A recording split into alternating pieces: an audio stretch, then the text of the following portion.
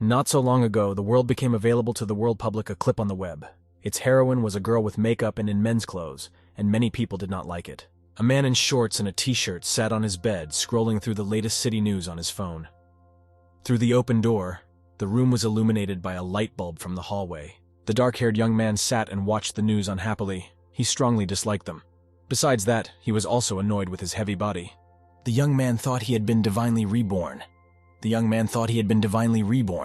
young man remembered his former greatness. After all, before his rebirth, he had been a descendant of the emperor himself and had covered the sky with one hand. But now everything has changed. A young man finds himself in this strange world, and he is annoyed to see the same insults against men in the news every day. Things have completely changed over the past thousands of years, and in today's world, women and men have switched roles. Men just look after their appearance. The worst part was that the weak spiritual energy of this world had damaged the young man's soul, and now it would be very difficult for him to restore his strength to its former level. He remembered his final battle with the demoness. She towered high in the sky, hovering in a red robe with inserts of dark material. In this battle, they shattered the endless void. The demon was too strong, and the young man survived completely by chance. The young man realized that part of his soul had fallen into the void. The young man was very lucky and was able to enter another world and be reborn. The young man recalled the information about the new body with all his might. With difficulty, he managed to call up the right memory fragment and realized that the old body master's name was Lin Mo. In the same way, the young man found out that Lin Mo was a rich guy in the best private high school. He opened the closet and looked at the school uniforms. He came closer and scrutinized the black jacket, which was embroidered with gold threads.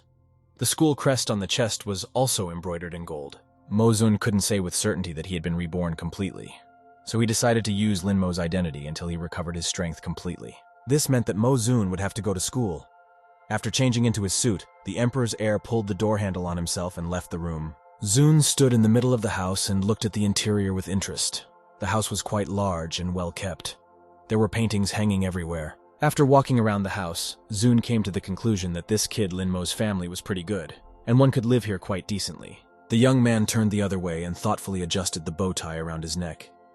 He didn't like the fact that the house wasn't as big as his home fish pond. Zun dug into his new memories and learned that his parents had been killed in a traffic accident. Their car had collided head-on with a truck, and there was no chance of survival. His grandmother is now lying in the Central City Hospital. She sleeps most of the time and doesn't recognize anyone.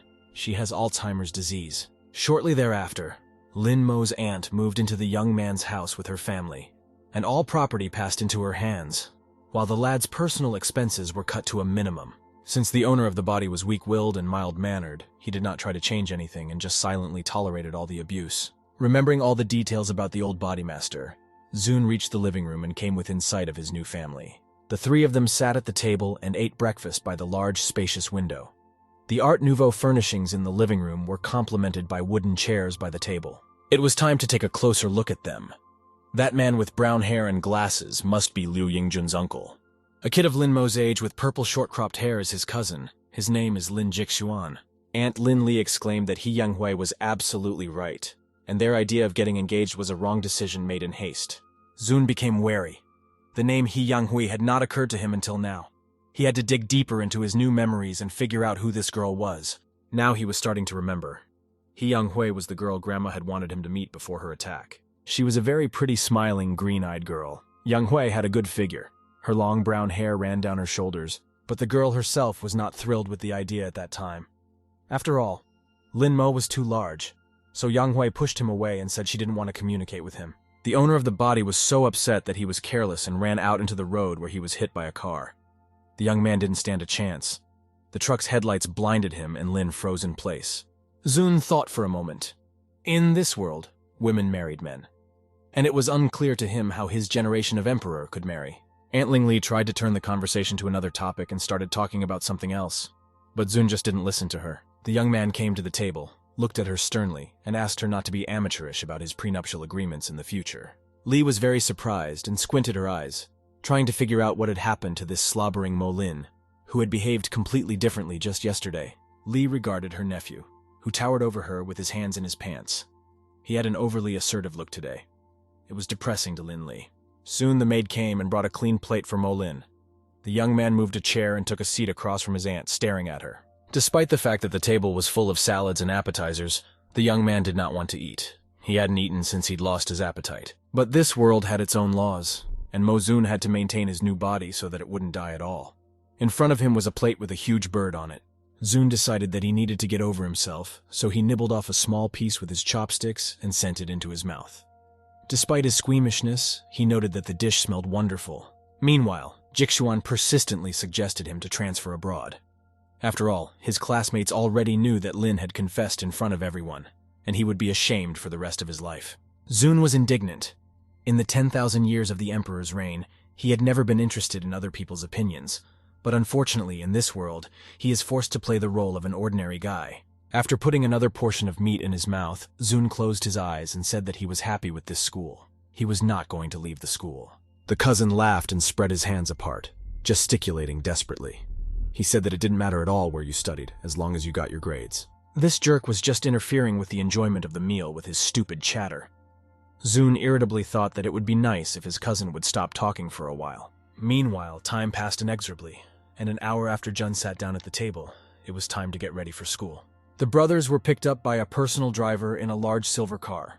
The young men did not wait long and took their seats in the spacious back seat. Soon, a red-haired young male driver pulled up outside the school, woke Jun up, and reported that they had already arrived at the place. Jixuan gave an embittered look at his stupid and fat cousin and admonished him to get out of the car right behind him. To the young man's great surprise, the mild-mannered Mo-Lin looked at him with a glare. It was not the usual hunted look. This scared the hell out of Jixuan. He had never seen his brother like this before. Mo-Lin had always tolerated everything that was done to him and never resisted. Ling Jixuan left the car and stepped out with a brand new black leather briefcase. He looked at the car incredulously. It was not like his brother. After waiting for his cousin to pass a little while, Mo-Jun opened the car door and leisurely dangled his feet. He had to figure out what was going on. Jun got out of the car, holding the exact same black briefcase with a gold border around the edge. The building of their private school loomed in front of him. The path to the school was paved with cobblestones. Jun walked along it, looking around. He recognized that the architecture here was quite modern. Nevertheless, the young man could not look calmly at modern youth fashion. He noticed that all school children flaunt their white legs in shorts. And the girls were all right. The schoolgirls walked around in blue pleat skirts and school jackets. They looked normal. Staring at one of the girls, Jun was too thoughtful, and only came to his senses when the girl beside him asked her girlfriend to look at his cousin's legs. They were laughing merrily, and the first girl's girlfriend said they were gorgeous. The first laughed and asked her girlfriend not to stare so obviously. Jun almost threw up. He put his hands on his head, finding it very obscene. The young man lamented that the whole world had gone mad, and it would be very hard for him in this dimension. However, the problem was not the school at all. Jun was sure that the demon would come to this world for him as soon as he was strong enough. Jun walked leisurely through the schoolyard, looking at all the signs. Almost all the students he saw were without socks, another tribute to modern fashion.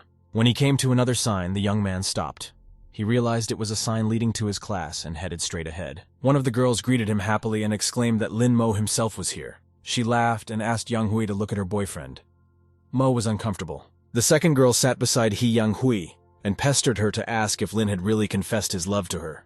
Yang Hui remained silent. She furrowed her eyebrows, folded her arms across her chest in protest, and leaned back against the desk. The last thing she wanted to do was talk about it.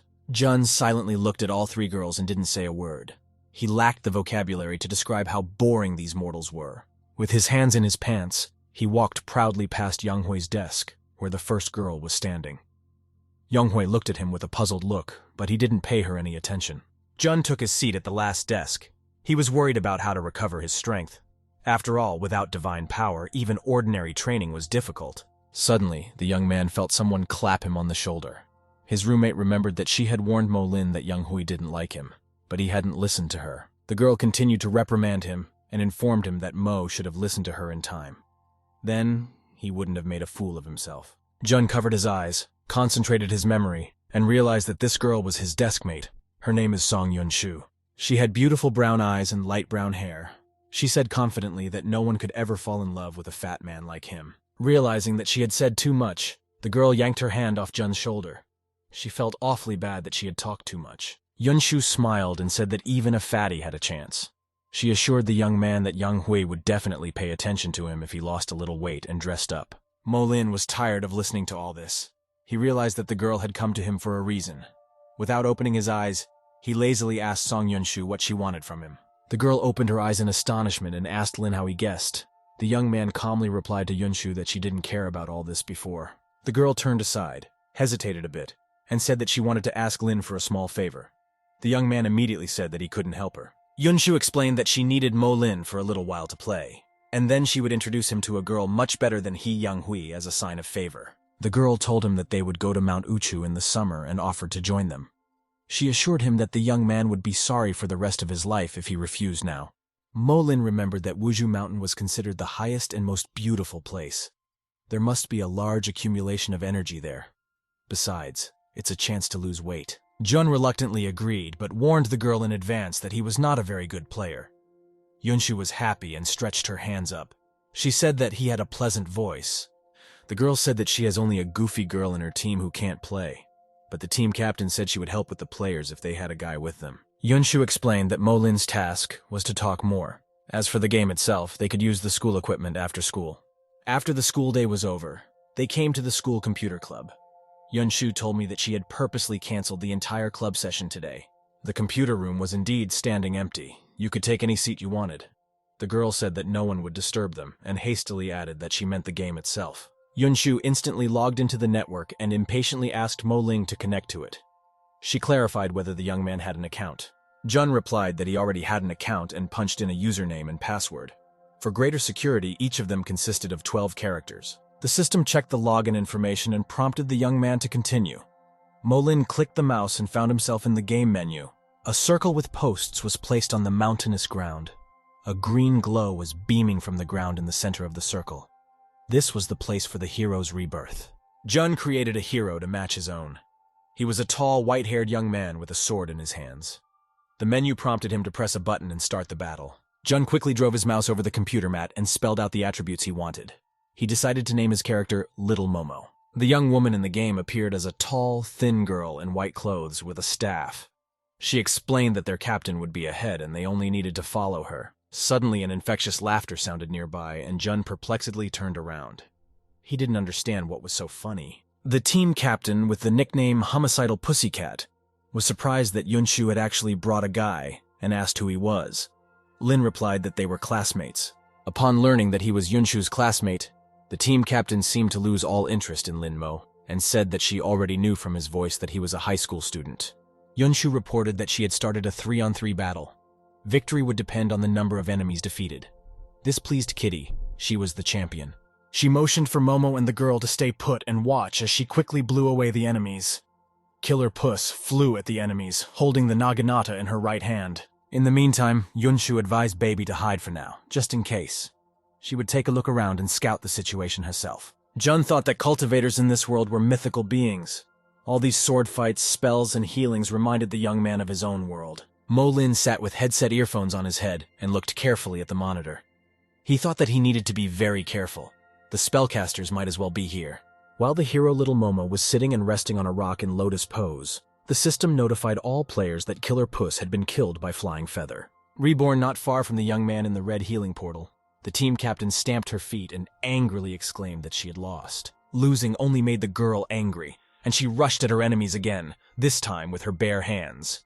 Kitty promised to take revenge on them, because you only learn from mistakes. A few minutes later, a new message appeared on the screen. It was no different from the previous one. The same girl with the nickname Flying Feather had won. Momo sat calmly on the rock and waited. Killer Puss reappeared in the revival portal. She was angry. She just didn't have the words to say. Kitty shouted that she was serious this time and rushed to attack. Yunshu said that the leader was obviously not far away and assured her that she would hurry to help. 2 new messages appeared one after the other. They said that the girl with the nickname Flying Feather had brutally killed both girls from Little Momo's team. Yunshu started yelling that she brought the guy in to boost the team's morale. She said that Flying Feather was probably one of the top 100 players on the server. Seeing the young man's rival on display, the girl screamed that Feather was coming straight for him and asked him not to die so quickly. Jun said that it would be fine. As soon as Jun sensed danger, he sought to avoid it. Besides, the Emperor couldn't be killed by a mortal even in a game. Therefore, he would simply run away from Feather. From the computer club, the girls could be heard exclaiming that the enemies had revived and could be surrounded. The captain was informed that the girl was in the second zone. In the center sat Yu-Tang. The girl beside her was very happy that her captain was in the first 100 players. The second girl said that one player was running away and needed to hurry. Yu Tang was confident in her movements. Few people could compete with her in this game. She assured her friends that that player would not run away. Little Momo ran across the playground through the forest and was surprised to notice that one of the girls kept trying to catch up with him. He expected that she would get bored or leave him alone. June realized that it was time for a dash and accelerated. Now he was running away from the girl with 7 steps. But the girl did not think of giving up. As he ran, the young man had time to think that he had never been hunted so thoroughly, not even when he was emperor. Choosing the right moment, he suddenly jumped towards the nearby ruins and took cover there. The girl was surprised at the speed with which he had escaped from her. Little Momo rushed forward. Jun realized that attacking in this game was just a test of stamina, and it would not be possible to win by using his body alone. An interesting thought occurred to the young man. He guessed that he could use spiritual power to temporarily strengthen his character. Flying Feather had tracked down the young man rather quickly and was pleased to note that this swordsman didn't even know how to hide. He was just new to the game. Feather flew quickly out of the bushes, being absolutely sure that the young man did not see her. The girl was wrong. Little Momo had calculated everything to the second. If only a little more, the hero's head would be ruined. But at the last moment, Molin's fingers were frantically running on the keyboard, setting the desired algorithm of actions. The fingers of her other hand rested on the computer mouse, impatiently stroking its keys. Jun was ready to fight back against the girl and just waited. The boy stared tensely at his monitor. He seemed to have become one with his hero. At the right moment, Jun realized that what he had planned had to be done now. The flying feather was indeed flying very fast. It was inexorably approaching, and no mortal would be able to dodge its attack. But not Jun. At the very last moment, Hero Lin, as if he realized that he was in danger, instantly turned around, straightened up, and threw his sword at the flying feather like a spear. Jun could now allow himself to relax. He looked at the startled girl with the defiant eyes of a winner. She realized that there was a new player in the arena. The opposing team was amazed. Yu Tang was facing a professional player. They decided that Little Momo was the real champion. Yu Tang herself was discouraged. Back when she had chased the young man through the forest, she had noted his extraordinary reaction. But this character death really surprised her. Yunshu was very satisfied with the fight she saw. She happily exclaimed that Lin Mo just had an extraordinary talent and they could accomplish a lot together. But Jun didn't answer the girl. His face was somehow joyless. He bowed his head on the computer desk as if he was as tired as his character. Only the young man knew that even the slightest use of the powers of a damaged soul could seriously weaken the physical body. The girls shouted to Yu Tang that they had been defeated by the Pussycat team and asked that she go to them.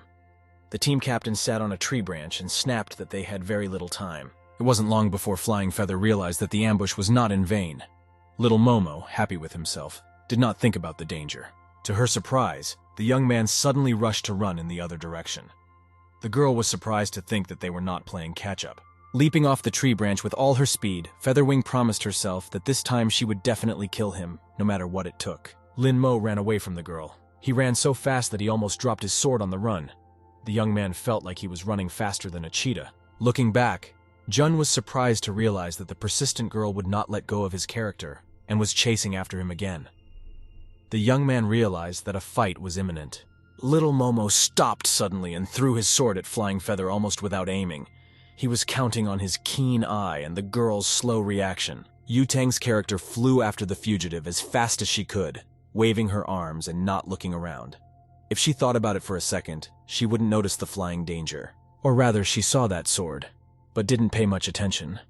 Feather only laughed at Momo that he was going to wound her from such a long distance. The girl said to herself that it was her turn and was about to overtake her opponent and slay him. At the same moment, a terrible pain pierced her knee. The sword hit her just above the kneecap and pierced her leg. Flying Feather fell to the ground with a thud. The girl looked at the sword in her leg in surprise. She decided it was very much like a warning. Little Momo doesn't want to be caught up.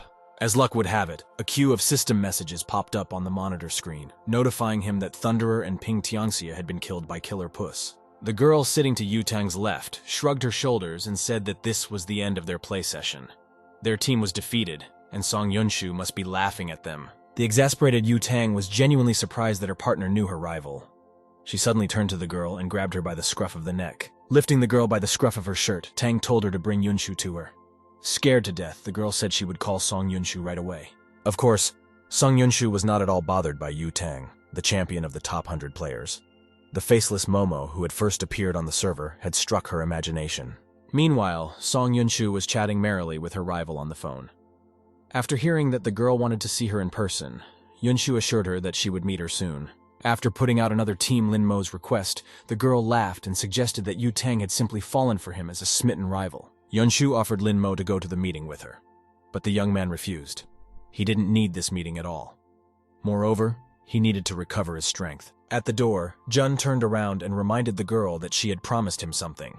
The young man told his classmate that he was already leaving the classroom. Song Yunshu happily waved goodbye and assured him that she remembered everything. She was very happy that her team had managed to defeat Zhao Yutang. After he left, the girl called Zhao and Dahua and asked them to keep her little sister company. She asked them to wait for her at the school gate. Meanwhile, Lin Mo used a cab service and made his way home. It was a large 2-story house with a 2-space underground garage. It was evening and the sun was setting.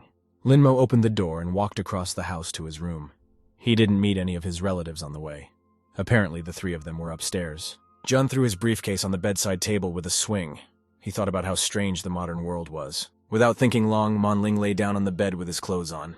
He was too tired. Jun closed his eyes and concluded that the human body was very weak. The next day, the brothers arrived at school again. This time, Lin was ahead of his cousin and got out of the car first.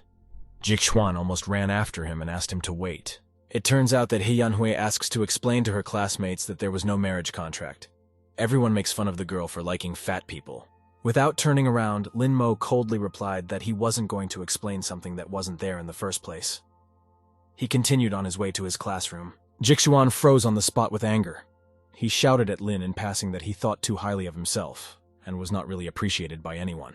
As soon as Jun entered the classroom, Song Yunshu immediately impatiently asked him to come closer. It seemed like she had been waiting for the young man for a long time. Embarrassedly covering her eyes, Yunshu asked Lin if he knew who the flying feather was yesterday. Without waiting for an answer, she said that it was Zhao Yutang. Since Jun didn't show any interest, Yunshu happily exclaimed that it was the same Zhao Yutang from their school. The young man sat next to her without showing any emotion. Yunshu asked why he had become so cold since his heart was broken, and said that the headman wanted to see him or little Momo. Suddenly, Lin Mo opened his eyes. He looked at the girl with a squint. It was an inhuman, indifferent gaze. Yunshu felt as if she saw an ocean of misery in his eyes, and it really scared her. The girl moved back a little in surprise. She had never seen Lin like this before. After a moment, Jun was already sitting straight at the desk again, folding his arms in front of him and crossing them over his chest. Song Yunshu asked the young man to be a little more gentle. At the same time, a girl approached their desk with a confident stride. Her heeled shoes clacked very loudly in the relative silence of the classroom. The girl walked over to Lin Mo and Song Yunshu and slammed her palm on the top of the desk. Everyone around them froze and stared at her. It was a pissed-off He Yanhui. She shrieked that she wanted to clarify something. The girl recognized that Lin Mo's words about their marriage were not a joke. Yunshu instead of Lin replied to the girl that she was overstepping her bounds. Besides, Lin Mo is also a boy, and she should sympathize with him at least a little. Yang Hui smiled slyly and asked what had happened to herself, for Yunshu herself had previously spoken ill of Lin. She suspected that her friend had fallen in love. Song Yunshu realized that she had once again said too much and was now burning with shame. She closed her eyes and begged her classmate to just be gentle with Lin Mo. Without opening her eyes, Jun told Yang Hui in an even voice that there was nothing between them right now, regardless of whether it was a joke or not. Therefore, it was better for her to leave. Stunned, he reminded her that he himself has been bugging her forever with this marriage thing, and she's sick of hearing it. But every time in their house, she only has eyes for Lin Jixuan. The classmates moved closer with interest and listened to the conversation. One whispered to the other that Mo hadn't even started crying. The other whispered back that he would have run away if he were Lin. Suddenly, the classroom door opened loudly. Another girl appeared on the threshold and began to look around, checking to see if she was in the right place. She was not alone. Seeing their target, the girls moved purposefully under the lustful gazes of their classmates to the last desk. It was Zhou Yutang. She decided to pay a personal visit with her entire team and see little Momo with her own eyes. One of the guys said that Tang is just a beauty. The other said that Zhao's little sister is rich, sarcastic, and unapproachable. Anyone who gets in her way will inevitably be kicked out of school. Zhao Yutang stopped at the desk, looked menacingly at the young man and girl, pointed her finger at them, and demanded that they come over to her immediately. Jun remained seated as if nothing had happened. The surprised Song Yunshu stood up from her seat and asked, pointing with her index finger what the headman wanted from her. Yu Tang was displeased that the couple appeared to be unintelligible and had to be blunt. She demanded that little Momo leave the classroom. Immediately afterward, the girl and her entourage left the classroom. She was used to having her every order obeyed at once. The classmates were surprised. No one knew who little Momo was. The astonished He Yanghui continued to stand by Lin Mo and Song Yunshu's desk. The deskmate tried to reason with the young man. He continued to sit with his eyes closed. He was actually very angry with himself, though he was able to carefully hide his aggression. The Emperor's great heir couldn't be little Momo, and now everyone knew it. The classmates started asking Lin Mo what his dealings with Yu Tang were and why this girl was calling him little Momo. They both laughed loudly. Yunshu whispered in the guy's ear that Yu Tang wanted to play a one-on-one game with him. She begged to play with Tang and said that she would then let him do whatever he wanted to Sung Yunshu herself. Jun could barely tolerate all these antics. He couldn't afford to do anything unnecessary. There were too many people in the classroom, and he only had to go outside to Yu Tang. Zhao Yu Tang waited impatiently for little Momo at the exit of the classroom and glanced at the young man as he walked closer to her and stopped beside her. The girl was surprised to think that she had been wrong all this time. Yu Tang was sure that there was a girl hiding under the nickname Little Momo. She didn't expect to see a guy. Jun looked at the girl's school outfit with interest. He knew that in ancient times women wore a skirt to conquer the world. Now it had become an ordinary piece of clothing. Yu Tang asked if he was really the same guy who ran away from her so briskly yesterday, and asked why he was doing it. Lin replied that he was just scoring points. Zhao was outraged that Jun was just running away from her while scoring points, and warned that they would play a one-on-one format after class. The young man replied to Yu Tang that he doesn't play games at all, and yesterday he managed to win by chance. When he realized that the conversation was over, he said he was going back to class. Zhao Yu Tang was very angry. This young man just turned around and left without wanting to talk to her. She furrowed her brows and clenched her teeth. Lin had just pissed her off. The girl was tearing up and throwing up.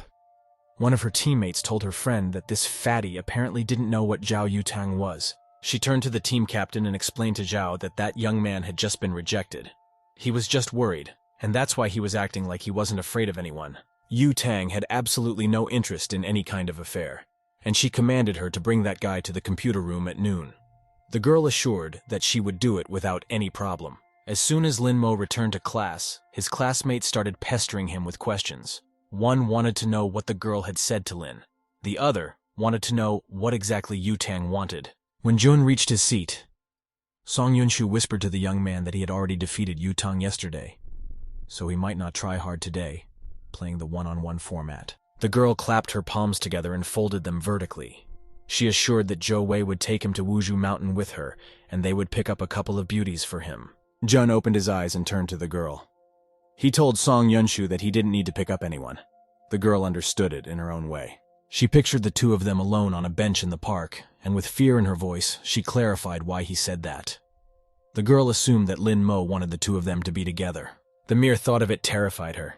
This fatty Lin Mo was not physically attracted to Yunsha at all. Now she was just using him for her own purposes. The girl immediately yelled that she was a real bitch. Song Yunshu warned her that she was actually worse than He Yanghui and advised her not to fall for her. Lessons were over, and it was noon. The sky was almost cloudless, and the weather was perfect for walking. Just then, the very girl who was supposed to deliver little Momo broke into their classroom. She opened the door and happily told Lin that Zhao Yu Tang was waiting for him. Suddenly, she saw that everyone was sitting in their seats, except for Lin Mo himself. The girl asked Lin's classmates in surprise where that young man had gone. The girls waited in vain for Lin Mo outside the school after the Crocs. He never showed up at the appointed time to meet Yu Tang. The young man, meanwhile, was walking quietly through the school cafeteria with a large tray. People around him asked each other what class he was from. Without paying much attention to anyone, Jun walked over to the food dispensing table and asked the cook to wrap his food with him, and handed him an empty tray. A few minutes later, the young man left the school canteen and headed towards the school exit. He was holding a bag of food in his hand. Lin Mo intended to eat at home. There was constantly someone running and fussing around. Jun closed his eyes and wrinkled his nose in frustration. He couldn't get used to the mortal world being so noisy. Jun walked leisurely through the schoolyard and thought about today's encounter. He hoped that he wouldn't run into anyone on his way home. Meanwhile, another girl appeared in the schoolyard. The black-haired beauty walked proudly with her head held high. All the students were looking at her. The demoness told Han Xinyi that she was seriously ill and had no more than 3 years to live. The demoness told Han Xinya that she was seriously ill and had no more than 3 years to live. Han Xinyi had agreed to the body swap, and now the satisfied demoness walked in her guise through the schoolyard, leaving the lustful gazes of the schoolchildren behind her. The demoness inside her assured the girl that she should not doubt. She had really made the right choice, for she had gained a whole life. The demoness informed Han Xinyi that from now on, the 18 years the girl had lived would forever be her personal property. She felt genuinely sorry for Xinya. The demoness saw that Wang Yang did not pay any attention to the girl. All her joys and sorrows were of no importance. The demoness remembered the last battle and decided that she had done a great job for Fanzai and killed the emperor. She wanted to revive the demon world. That was her goal. At the same time, Han Xinyi realized that she couldn't just kill the emperor, especially since the emperor might also be in this world. Therefore, one must be very careful. Noticing the amusingly dressed schoolgirls and schoolchildren, Xinyi couldn't hold back a smile and noted that this world was indeed quite interesting. In her home world, she failed to get her father's approval despite her best efforts.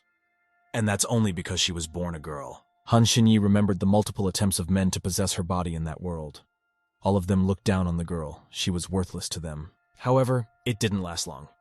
One day, Han Xinyi put on an evil spirit mask and killed them all. From that day on, her name became the personification of terror. After looking around the schoolyard, Xinyi concluded that men have no privileges in this world. The culture was not bad, but the spiritual energy was simply absent. She knew she was too beautiful for this world, and there was no shortage of guys. Xinya was getting bored with the fat guy who kept following her. She decided she smelled good for him. Han Xinyi decided to end the young man's molestation once and for all. She suddenly stopped on the spot and waited until Lin Mo was on par with her, then quickly turned around to the young man and faced him. Xinyi examined him carefully. An ordinary fat man who would have nothing to gain in this world. Jun was half a head taller than the girl and was now looking at the living obstacle with bewilderment.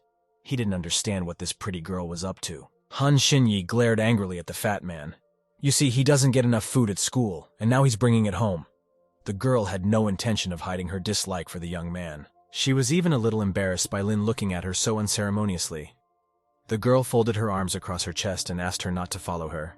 Nothing would happen between them. Instead, Lin Mo simply walked around the girl and went on his way. Han Xinyi was very surprised, as she thought that the fatty had followed her. But that wasn't the end of it.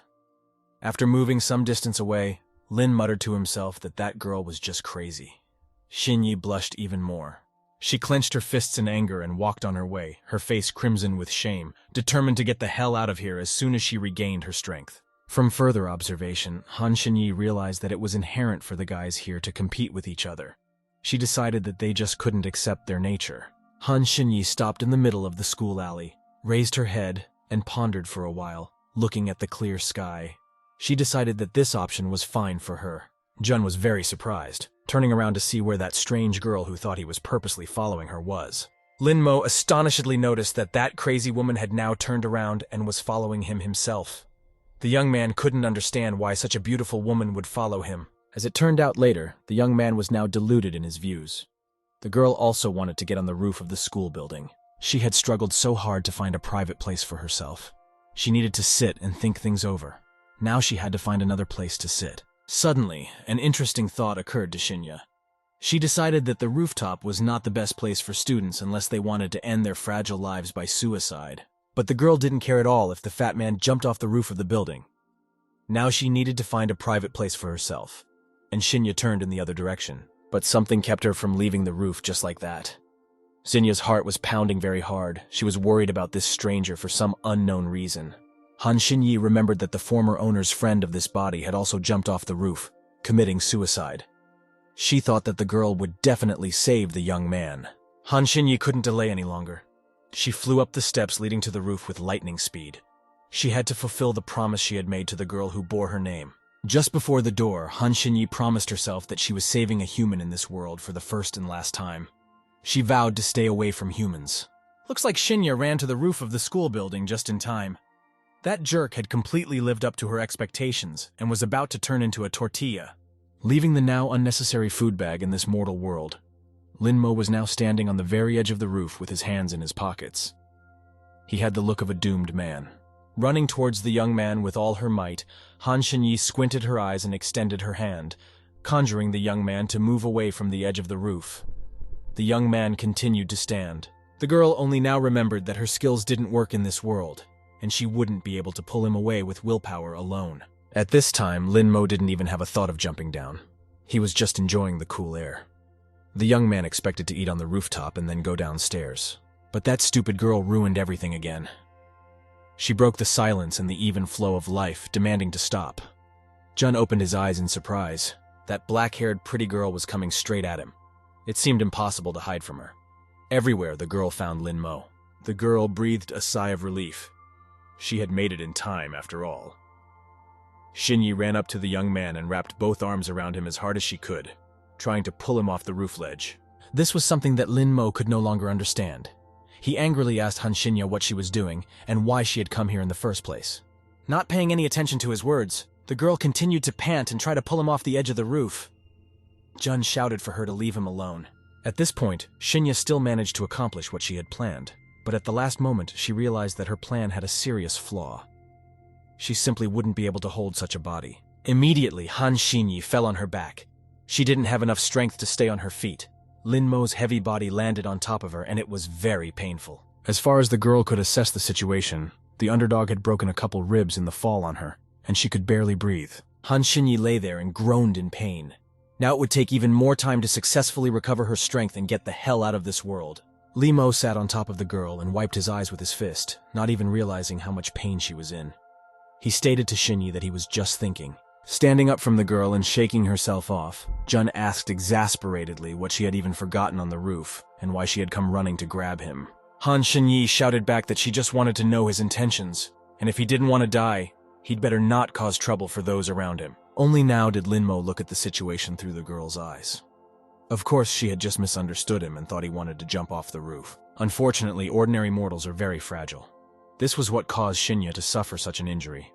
The girl couldn't stand up from the pain and only cursed the young man who had gotten in her way. Although Jun desperately shunned people, this time he decided to help the girl and gave her a hand to grasp and stand up. Han Shinyi looked surprised at the hand extended to her. She clearly hadn't counted on such an option and quickly hid her hands in her sleeves. Lin explained to Han that she had a fertile imagination. In fact, he had just gone to the roof to get some clean air and had no intention of jumping. Jun added that Shinyi was also not interested in him at all. The girl instantly turned purple with anger. This mortal is nothing but trouble. Lying on the ground, she swung a clenched fist at him and commanded him to get off the roof as soon as possible. She didn't want to see him again. Lin Mo stood pensively and looked at the girl. Her face was serious. It didn't look like she was joking. Jun said as he was leaving and turned around. This was very strange. No one had rejected the Emperor yet, given that girls in this world hugged others, even if they were against such a display of emotion. Finally, Jun reached his classroom as well. With a sigh, he opened the door and stepped inside. For the sake of Wuzhu High Mountain, he could still be patient for a little longer. The classroom was almost empty. Song Yunshu immediately jumped on the young man and asked him where he had been all this time. According to her, Yu Tang had already looked for him and would not let go of him so easily. An angry Lin Mo told the girl that it was all her own fault. Yunshu was the one who dragged him into this story. He didn't ask to be on their team. Sun squealed that it was late now, and they were going to play with Yu Tang after school. The girl explained that Zhao had a terrible day yesterday and needed to let her win. Jun flatly refused. The Emperor couldn't let himself be beaten by some girl just because she was in a bad mood and needed to be cheered up. Yunshu tried to reason with him and explained that Yu Tang could do anything to them. Jun was stubborn and said that Sun Yunshu was the cause of the incident. The girl lost her temper. She didn't know how to handle the situation and was ready to promise anything. She would even agree to a date with Lin Mo now, but he flatly refused. Sung Yunshu realized that all was lost and muttered to Bobby Q that they had lost this battle. The girl leaned her head on the desk tiredly. It was getting late. Lin Mo had already stayed here for too long, so it was time to go home. The sun was already setting over their private school, and the clouds had taken on an ominous yellowish hue. After saying goodbye to Yunshu, Lin Mo said that he had to go now. Meanwhile, the young man once again reminded Wuzhu's grief so that the girl wouldn't forget. Walking out of the school, Jun remembered that there was still something left in this school worthy of his attention. There was still that girl lying on the roof. Lin Mo looked up at the roof. He remembered that he had broken the girl's rib. The thought crossed his mind that it shouldn't bother him. Then Lin hesitated. Still, she needed help. Jun continued to argue with himself. He had completely forgotten that mortals were very fragile creatures. It looked like she had indeed broken a rib, but there was no ambulance in sight. The young man's suspicious mind immediately painted him a picture of two pretty girls in police officer costumes handcuffing him. Jun thought with annoyance that in this world, people's lives had value. And if the girl's corpse on the rooftop was discovered by the police, he would be finished. The fear of being arrested overcame all other doubts, and Linmo rushed with all his might back to the school, to the roof of that building. Han Xinyi was still on the roof. Due to her injuries, she was unable to stand up on her own and only made attempts to move around. Leaning on her arms, the girl thought with annoyance that the body of a mere mortal was too weak to deal with such an injury. Besides, the sun had long since set, and it was windy and cold on the roof. The sun had long since set, and it was windy and cold. At first, the girl thought she could call out from the roof for help, and someone would help her anyway. But then Han Xinyi remembered that she was a demon and was forbidden to ask for help. Dying on the rooftop wasn't so shameful. The girl thought disappointedly that she hadn't expected such a thing at all. After all, there was only one emperor in this world who could kill her, but the injury was caused by some fat loser.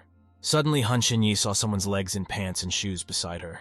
She thought she was dreaming at first, but when she raised her head, the vision had not disappeared at all. But when she looked up, the vision didn't disappear at all. As luck would have it, it was the same fat guy who started it all.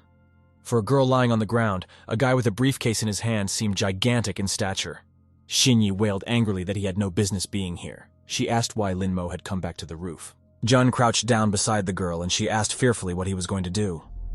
Xinyi couldn't accept his help. Jun thought that the girl was actually not stupid at all. She didn't even call for help, preferring to suffer the pain alone. Linmo gently touched the girl's lower back to assess the extent of her injuries.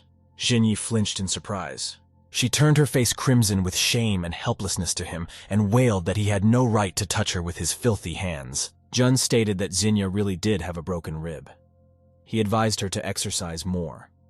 The girl irritably replied that she was practicing more than the person who broke her bone. Linmo crouched down beside the girl and started unbuttoning his jacket. Han Xinyi suspected something bad. The blushing girl indignantly asked what he was up to. Taking off his jacket, Lin covered the girl with it and calmly explained that it was already cold on the roof. She should put the jacket on and take it easy. Jun assured the girl that it was all due to a misunderstanding. He would call an ambulance for her now, and then they would be even. Han Xinyi accepted his help with great reluctance. She was terribly embarrassed to realize that a mere mortal was helping a demon, so she asked to take the jacket back. The young man understood her words and said that she just needed to be patient. It was too cold now. The girl would be able to take it off after the ambulance arrived. Xinyi was surprised to think that Lin was not like the others.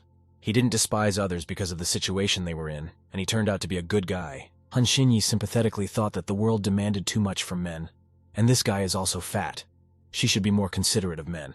Linmo called an ambulance to the school and waited for it, sitting on the roof and looking up at the sky. The clouds were an unusually ominous mustard color. An ambulance with a medical team soon arrived, disturbing all the school children with its loud and annoying siren. Jun regretted that it was because of him that the girl had gotten hurt. A medical team came out of the schoolyard with a stretcher. A girl was lying on them. The school children were sure that someone had fought, and an ambulance had to be called. Han Xinyi was lying on the stretcher. Her face was burning with shame. At this moment, it seemed like the gods had decided to turn their backs on her and punish her for something. It was already late in the evening when the yellow cab stopped in front of Linmo's big house. The boy paid the driver and went inside. As soon as Jun stepped over the threshold of the house, Jishuan immediately pounced on him. It turned out that Zhao Yutang had been looking for Linmo while he was away. Jun didn't answer and the cousin got angry. He shouted asking Linmo why Zhao Yutang was interested in him. Jun looked at him coldly and informed him that he would not repeat himself a second time, and therefore demanded to move out of the way. Jixuan was frightened. Lin's gaze alone made him shiver. He couldn't understand what had happened to that naive boy who was being pushed around by everyone.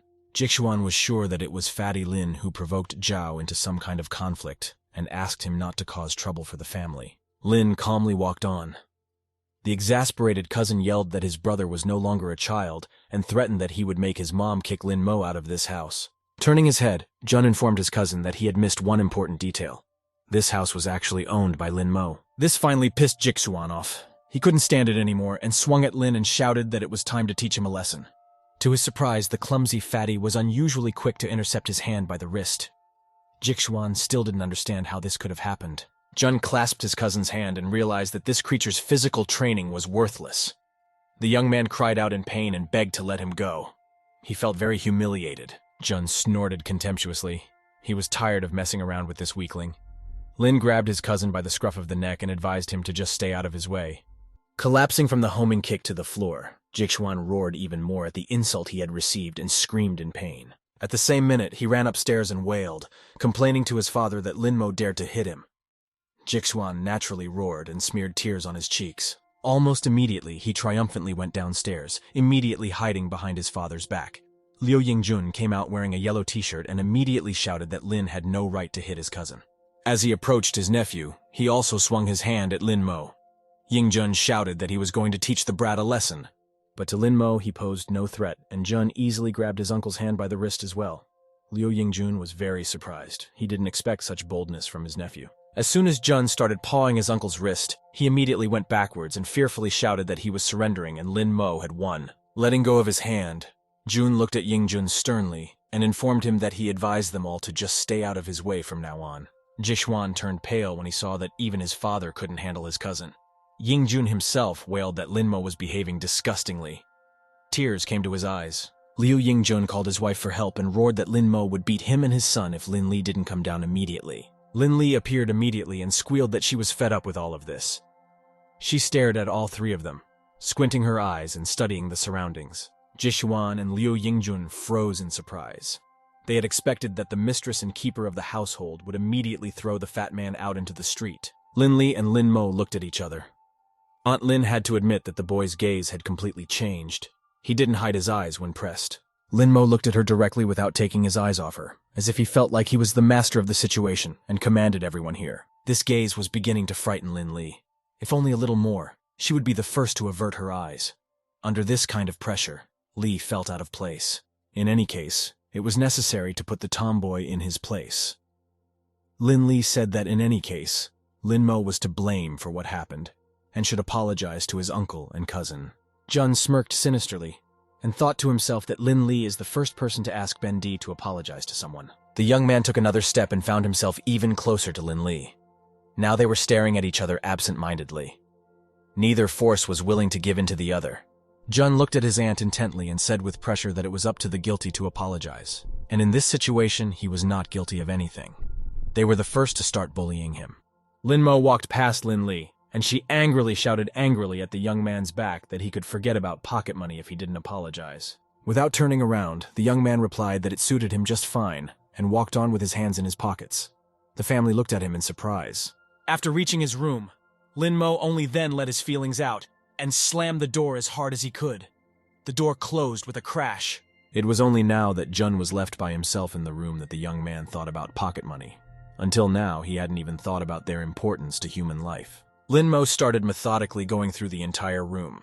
He hoped that the owner of the body had hidden a certain amount of money somewhere just in case, so he looked in the closet.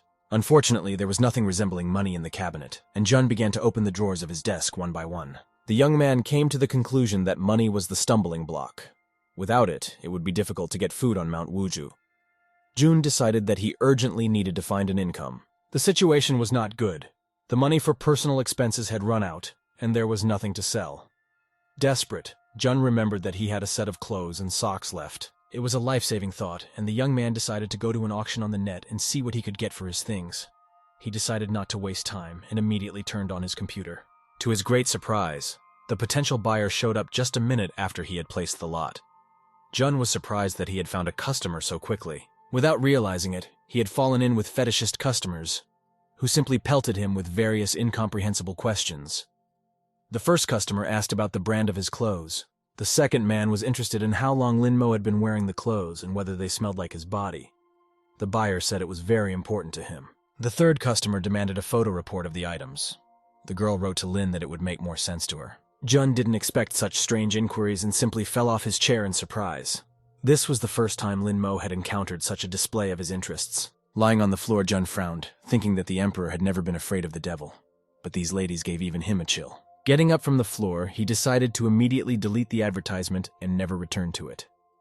Lin Mo didn't know what they would think of doing with his clothes. He reproached himself for being stumped by such a trifle as money. Nevertheless, he should have exercised first and regained his strength. Jun took off his shirt and remained in a tank top. He knew that the first thing he needed to do was to absorb the spiritual energy of this world, so he decided to practice just like in his previous life. Not even 3 minutes later, the exhausted young man collapsed on the bed and decided that he was tired. Without spiritual energy, he would not be able to maintain this body. Suddenly, the phone rang. Song Yunshu told the young man that she had written to him, but he never replied. Lying on the bed, Linmo listened to the girl carefully and asked what she wanted to tell him. Yunshu was sitting after showering in a towel. She stretched out confusedly that it was actually no big deal. It was just that they were going to Wuzhu Mountain tomorrow. Jun didn't see a problem with that. According to the girl, he, Yanhui, and Jixuan were going to go on the same day. She suggested to go to the mountain on another day. Otherwise, the couple would mock them. Ridicule never bothered the emperor, and Jun declared that he would go tomorrow anyway. Song Yunshu replied that it was his choice and reminded him that the bus would be arriving at his house. It was a new day. The sun had long since hung in the sky and glistened merrily through the lonely clouds that occasionally came his way. Aunt Lin Li's family was quietly enjoying their breakfast until Lin Mo appeared. All three of them stared at him with dislike. Jixuan asked his cousin why he was up so early. He jokingly suggested that he, Yang Hui, had called him for a walk too. Jun looked at his cousin in silence. He didn't feel like talking to him at all and didn't want to participate in these useless conversations. Jixuan stared dumbfoundedly at his cousin. He was annoyed that Lin Mo wasn't answering anything to his questions. He couldn't understand what was going on. At the appointed time, a tourist bus arrived to take the excursionists to Uchu Mountain. A klaxon horn sounded. Jixuan told his cousin to stay focused and keep eating and said goodbye to his father. He pointed out the window and announced that his bus had arrived. He, Yanhui, stood by the open door of the bus and waved cheerfully. She shouted to Jixuan that she would help him put his things in the luggage compartment. The young man did not look cheerful. He asked the girl to move away from the door and confessed to her that he was scared to death. Yang Hui asked Jixuan confusedly what had happened to him. Already on the bus, the young man confessed that after Yang Hui rejected Lin Mo, he took out his anger on Jixuan and fought with his cousin and his father. Their neighbor said it was horrible. Yang Hui exclaimed that the right thing to do would be to just not take him to Wuzhu Mountain. Their classmates agreed that it was best for everyone. Song Yunshu stepped onto the aisle of the bus and declared that Lin Mo was traveling with them this time.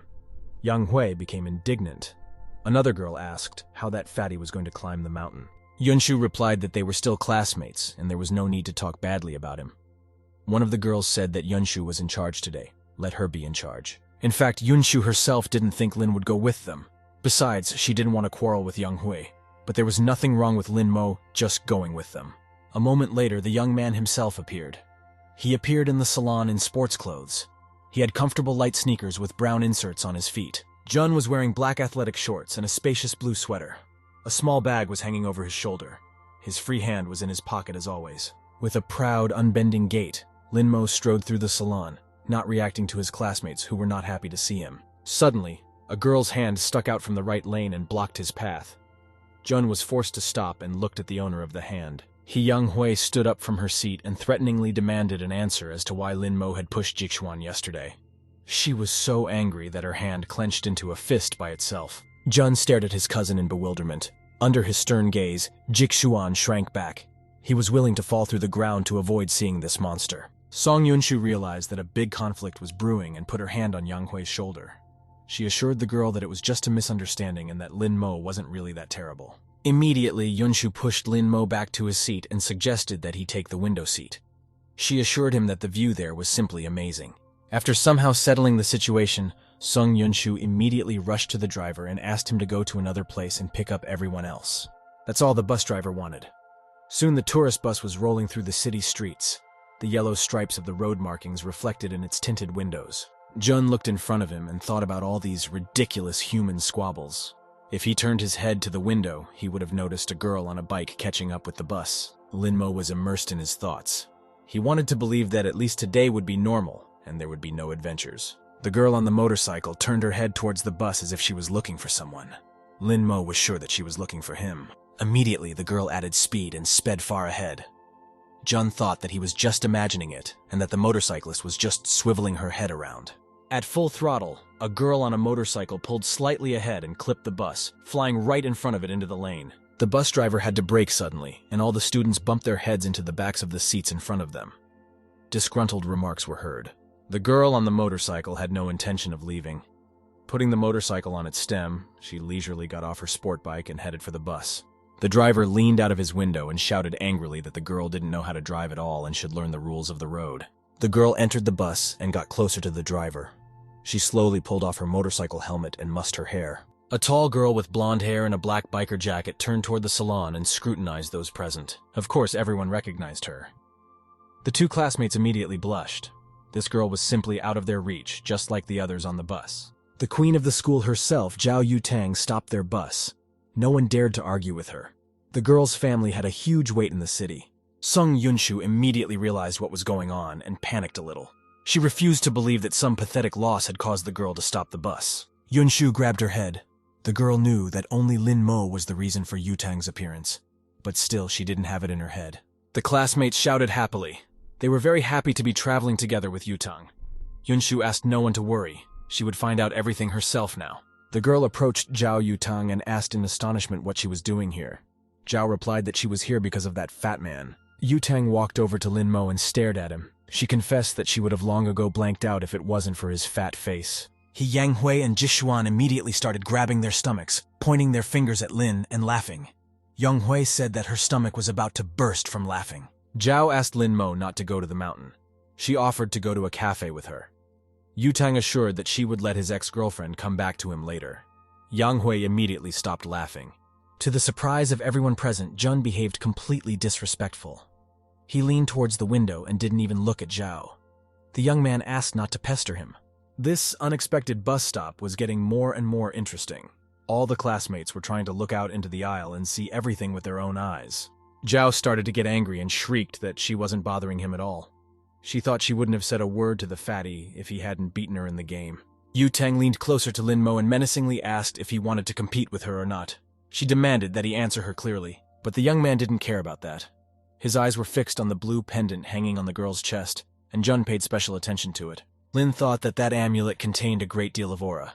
It was most likely very weak, but it clearly belonged to one of the cultivators. Jun examined it carefully and realized that it was made rather crudely. It didn't look like it had been created by a demon lord. Nevertheless, it was difficult to get it in this world. The green-eyed Yutang was losing her patience. She asked the young man to think a little faster and asked if he would fight her or not. Jun finally raised his eyes higher and looked at the girl. He said that he would go with her, but he needed to get to Mount Wuju first. Lin intended to find a cultivator with her help. Yunshu realized the problem and offered to go with them. She told Yutang that they would climb to the top of the mountain. The classmates supported her suggestion. Zhao Yutang looked at Lin Mo in surprise and asked if he could really climb to the top of Mount Wuju. From his appearance, the young man didn't look like a rock climber. One of the girls laughed loudly and offered Yutang to witness the miracle with them. No one believed that Jun could climb to the top of the mountain. Zhao had told Lin Mo that he was a very popular fatty. Now she was just curious. Yutang wanted to see Jun climb to the top of Wuju. One of Lin Mo's classmates said that there was an empty seat next to him and offered to sit next to her. He put his index fingers together as a sign of his affection for the girl. Yutang snorted disdainfully at the young man, and he immediately ran away to the other end of the salon. Zhao took out her phone and called Wang to take her bike home. To avoid wasting time, she sat down with Lin Mo and asked if he had any games on his phone. Yutang offered to play something with her. Jun looked at the girl carefully and said that he could play a game with her. But in case she lost, Yutang would have to promise him something. Lin Mo stared meaningfully at the girl's large chest, on which hung the blue amulet he so desperately needed, which could be used to acquire strength. Yutang said that it was very brave of him, and the young man had better prepare himself to lose and do her bidding. One of his classmates decided he could try his luck too, and suggested that Yutang play on the phone with him. The girl reluctantly turned in his direction and advised him to run far away. The little guy immediately disappeared. He obviously didn't want to anger Zhao Yutang. One of the young men turned to Jixuan and asked why Yutang was playing specifically with his cousin. The young man asked not to ask him about Lin Mo. In fact, Jixuan himself wouldn't mind finding out why Zhao was so interested in his cousin. It pissed him off terribly. Meanwhile, Lin Mo and Yutang had entered the game. Jun decided to run away from her in the same way so that he could attack stealthily afterward. This was the right tactic. Both characters soared high into the air, and Flying Feather realized that little Momo had decided to run away again. She decided that this was the perfect solution. Just like last time, Lin Mo's character suddenly stopped and turned around. From his hands, something flew towards Feather. Flying Feather realized that little Momo was trying to reach her at high speed. Her eyes went wide with surprise. It was too late to maneuver, and the energy charge was inexorably approaching the girl's face. A moment later, she slumped to the ground.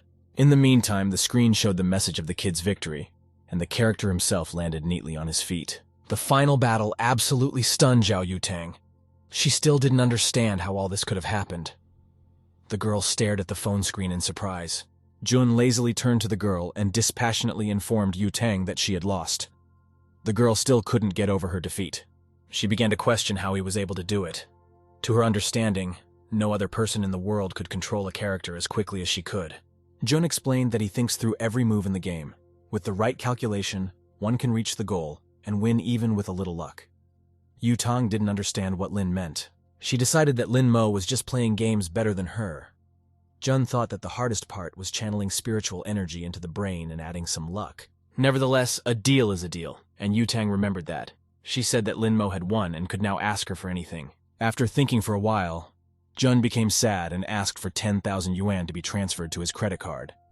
Right now, money was the most important thing to him. Yu Tang was surprised that he needed so little. She was willing to provide Lin with such an amount every month. Besides, it was in her power to force Yang Hui to return to the young man. Jun refused all the benefits provided and said that he only needed money. He thought that he needed this money for physical training. Jun tossed the phone into the girl's hands, and she deftly caught it with her right hand. She glanced at the young man unhappily. Frowning her eyebrows, Zhao Yutang started the transaction, looking tensely at both phones. The girl didn't like the fact that the fat man had beaten her again. Yutang tossed the phone to the owner and said that she had transferred the amount due to him and wrote down her number. The girl advised not to drop the call when she called. After thinking for a bit, Yutang added that she also forbids Lin Mo himself from calling her or giving that number to anyone else. She really surprised the young man. Jun thought that even he was not as arrogant as this girl, even though he was in the status of emperor. Suddenly, Yutang stood up from her seat and said that it was very cramped for her to be there. Jun looked at the girl in surprise. Meanwhile, Zhao walked over to He Yanghui and demanded her to move to another seat immediately. Yanghui pretended not to understand Yutang. Jixuan was surprised. Yanghui was very unhappy that she was finally able to sit next to Jixuan, and he just lets her sit next to her cousin. To her, it was disgusting. He Yanghui, who had turned purple with anger, stood up from her seat and pointed her fist meaningfully at Yutang, threatening her. Zhao arrogantly looked down at her. Yutang recommended to make room for her as soon as possible. She wasn't used to waiting, and the people who opposed her didn't like Yutang either. He Yanghui really disliked the fact that Zhao Yutang humiliated her in front of everyone. But, unfortunately for her, Yanghui couldn't do anything to Yutang. The family was too strong. Jixuan also nudged her and said that Lin Mo had something to say to her. This offended the girl even more. Even Jixuan didn't stand up for her. Justifying her act, Yanghui reluctantly went to Lin Mo and said that she had to clear something up with him. That marriage contract was actually a joke among the adults. Jixuan himself, however, was very pleased. He smiled, a little embarrassed by the neighborliness of such a girl. The young man was glad that he could finally chat with Yutang. Not knowing where best to start the conversation, the young man pretended to cough into his fist and tried to draw the attention of the important person. Jixuan started chirping happily that his name was Lin Jixuan and offered to play something with him. He was too small a pawn for Yutang, and she immediately blew the young man off. The girl thought irritably that she was not going to get quiet here too. It would be better if she continued to sit with the fat man. At least there was something soft to lean on. After a while, their big tourist bus arrived at the bus stop. Some people were resting on hexagonal benches in the shade of the trees. The classmates got off the bus and began to look at Mount Uchu. One of them couldn't believe it was possible to climb such a peak. The other asked for sunscreen. The young man was already a little tired, so he asked his classmate worriedly if they were even halfway there. The girl laughed and assured him that she would help him when the time came. The girls decided among themselves that they would help the others when they were tired. That way, they could not only eat tofu together, but also become a little closer to each other. They laughed. Song Yunshu stopped at the foot of the stairs that led to the top of the mountain and raised her hand high up. She asked everyone to follow her and keep up. Half an hour later, the classmates climbed a little higher. The birds, frightened by the noise, immediately flew away in search of a quieter place. One of the classmates began to whine that his legs were very sore and he couldn't climb anymore. The other one told him that everyone was tired. Jun realized that they were weaker than him. Jun was very angry at the demons. If he had enough strength, he would suppress them for ages. But right now, he needed to move forward. Xiao Ming offered to help Linan carry her bag to the top as a joke. The girl laughed and replied that she could carry Ming herself on her back. Yunshu heard all these conversations and saw that no one offered to help Lin Mo. This was expected. Unfortunately, the girl couldn't help either. She didn't want unnecessary rumors. Another 20 minutes passed. Jun didn't speak to anyone and walked forward purposefully. He was already starting to pant, so he was at the tail end of the tour, holding onto the railing. Soon his classmates were high up. Jun realized that he had had enough, It was already clear that he was the weakest in terms of physical strength. Song Yunshu looked sadly at Lin Mo and realized that he was really exhausted. She decided that she couldn't leave him alone since she had started this all by herself. The girl quickly walked down to Lin Mo and asked if he needed any help. Jun proudly refused to help and suggested that she catch up with the group. Holding onto the railing and panting, the young man assured Yunshu that he was able to walk on his own. He was sweating profusely, a tremendous strain on his body. Jun angrily thought that fatigue was out of the question. After all, mortals couldn't even imagine what he had to go through before becoming the emperor. Walking up, Jun decided that he had started to bring his own pain when he saw Yang Hui and Jixuan together. Song Yunshu was pained to look at him. She didn't understand why Lin Mo would want to do this.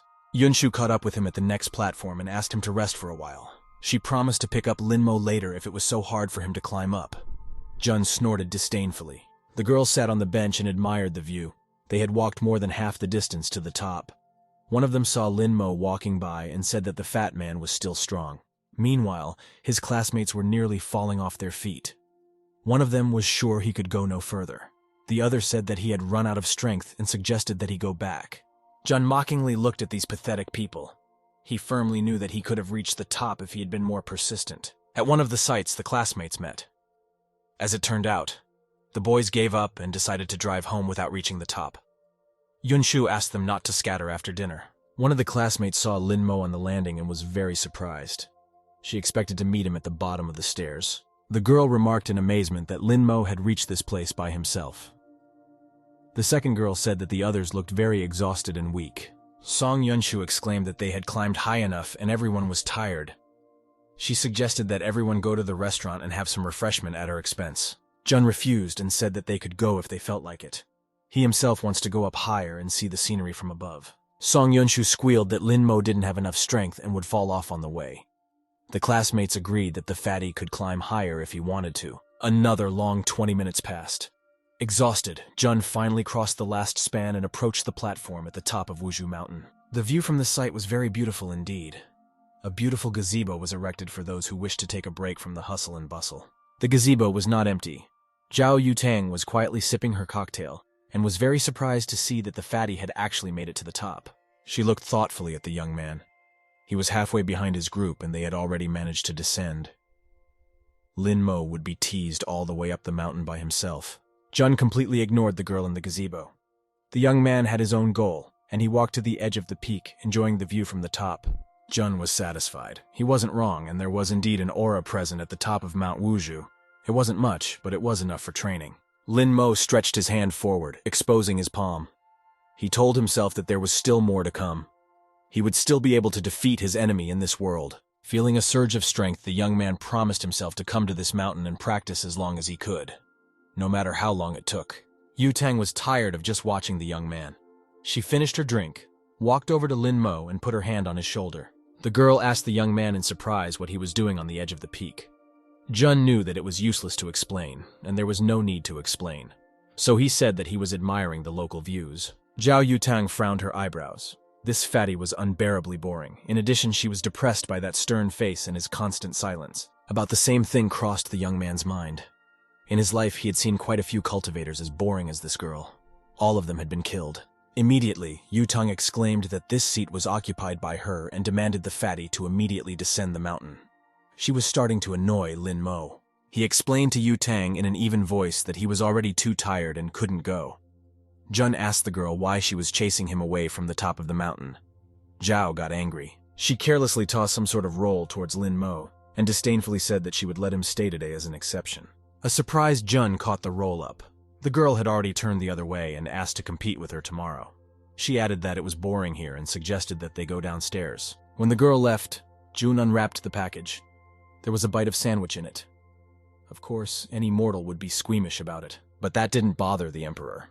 In the past, he had even eaten animal corpses for self-improvement, and the sandwich was necessary to maintain that body.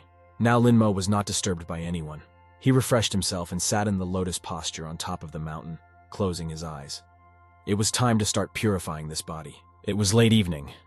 Lin Mo's classmates continued to relax at the restaurant at the foot of the mountain, but the young man was still nowhere to be seen. A worried Yunshu called him and was surprised to learn that he was still on top of the mountain and had no intention of leaving. She asked him not to overdo it. Jun was outside the inn at this time and told the girl that the nature here was simply magnificent. He decided to stay here for a few more days. Now it was necessary to notify his trashy family and let Lin Li know that he would be gone for a while. Jun took out his phone and found his aunt's contact.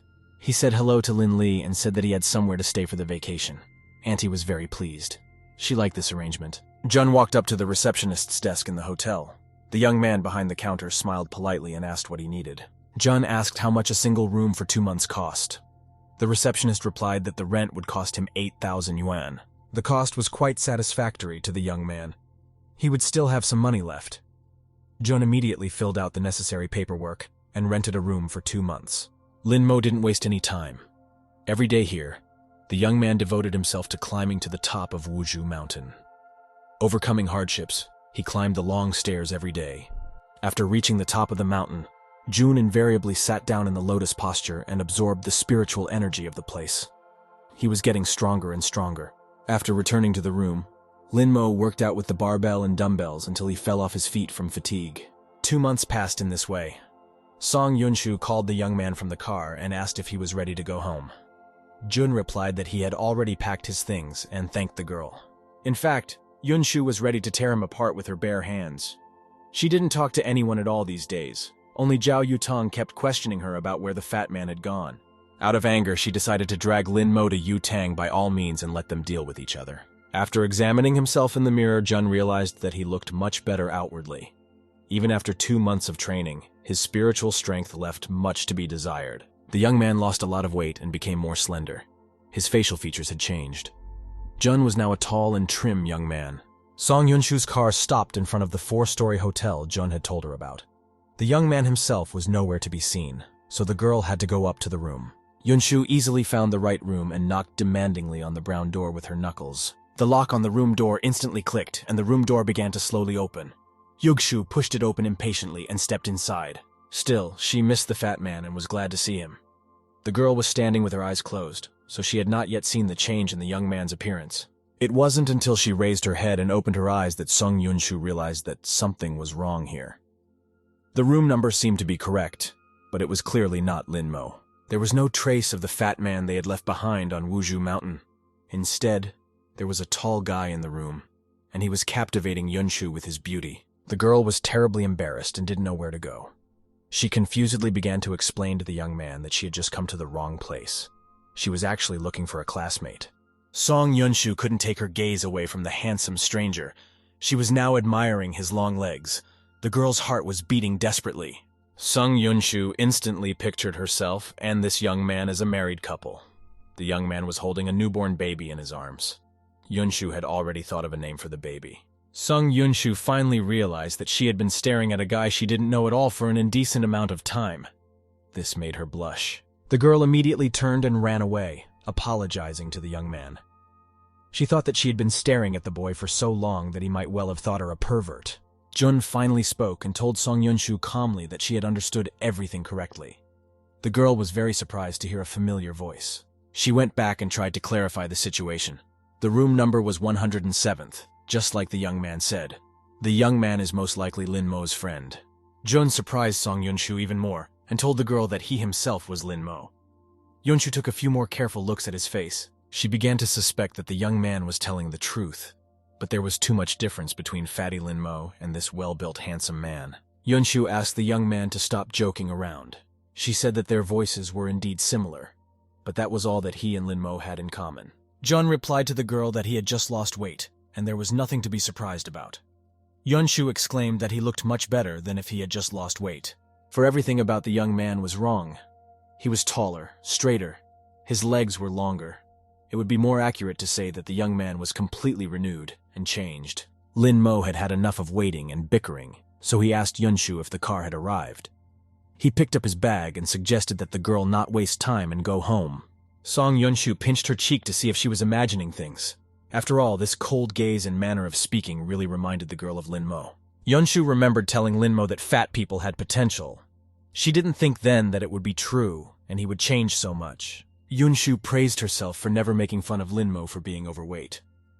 Now their relationship was going to work out, and she offered to carry the young man's bag. Seeing the young man with the bag, A young girl ran out from the driver's side and obligingly offered Lin Mo her help. Yunshu was angry. She ran at full speed towards the red car, on the run demanding the driver to stop her molestation of the young man. Lin looked at the girl driver in surprise. Running briskly to the car, Song Yunshu pushed the girl away and pulled the door handle herself, gallantly opening it for her new fiancé. Smiling sweetly at Lin Mo, Yunshu bowed to him and invited him to take the passenger seat in the back. Jun looked at the girl in surprise. Yunshu climbed into the young man's seat and questioned how he had managed to lose weight so quickly. She suggested that he couldn't have climbed the mountain every day. The girl happily kept chatting that it was impossible to lose so much in one vacation. She said that Jun just looked amazing and his chest was great. Yunshu was praised by Lin Mo and said that he had done a great job. Yang Hui would be wagging her tail at him right now. You shouldn't pay attention to people like that. They're nothing but trouble. The girl couldn't calm down and kept chattering about how handsome Lin had become and how many girls would want to be with him. The young man got tired of it and asked the girl to be quiet. Song Yunshu immediately had a change in her face and wrote off this irritation to the fact that everyone had hated and ignored Lin Mo before. She again pictured herself together with Lin Mo by her side. This time they were wearing snow-white wedding suits. Lin held a huge bouquet of flowers in his hands. Blushing at such thoughts, Yunshu thought that Lin Mo would definitely fall in love with her if she was a little kinder to him. She imagined another picture from the future. This time she was on the air of Central Television and was talking about herself. Be that as it may, it was Song Yunshu who was closest to Lin Mo, which meant that she had a better chance at this handsome man compared to the others. Unable to stand it, the girl started sucking up again and offered the young man a good rest. She would treat him to something delicious. Jun replied that he just needed to go home. Song Yunshu was very disappointed.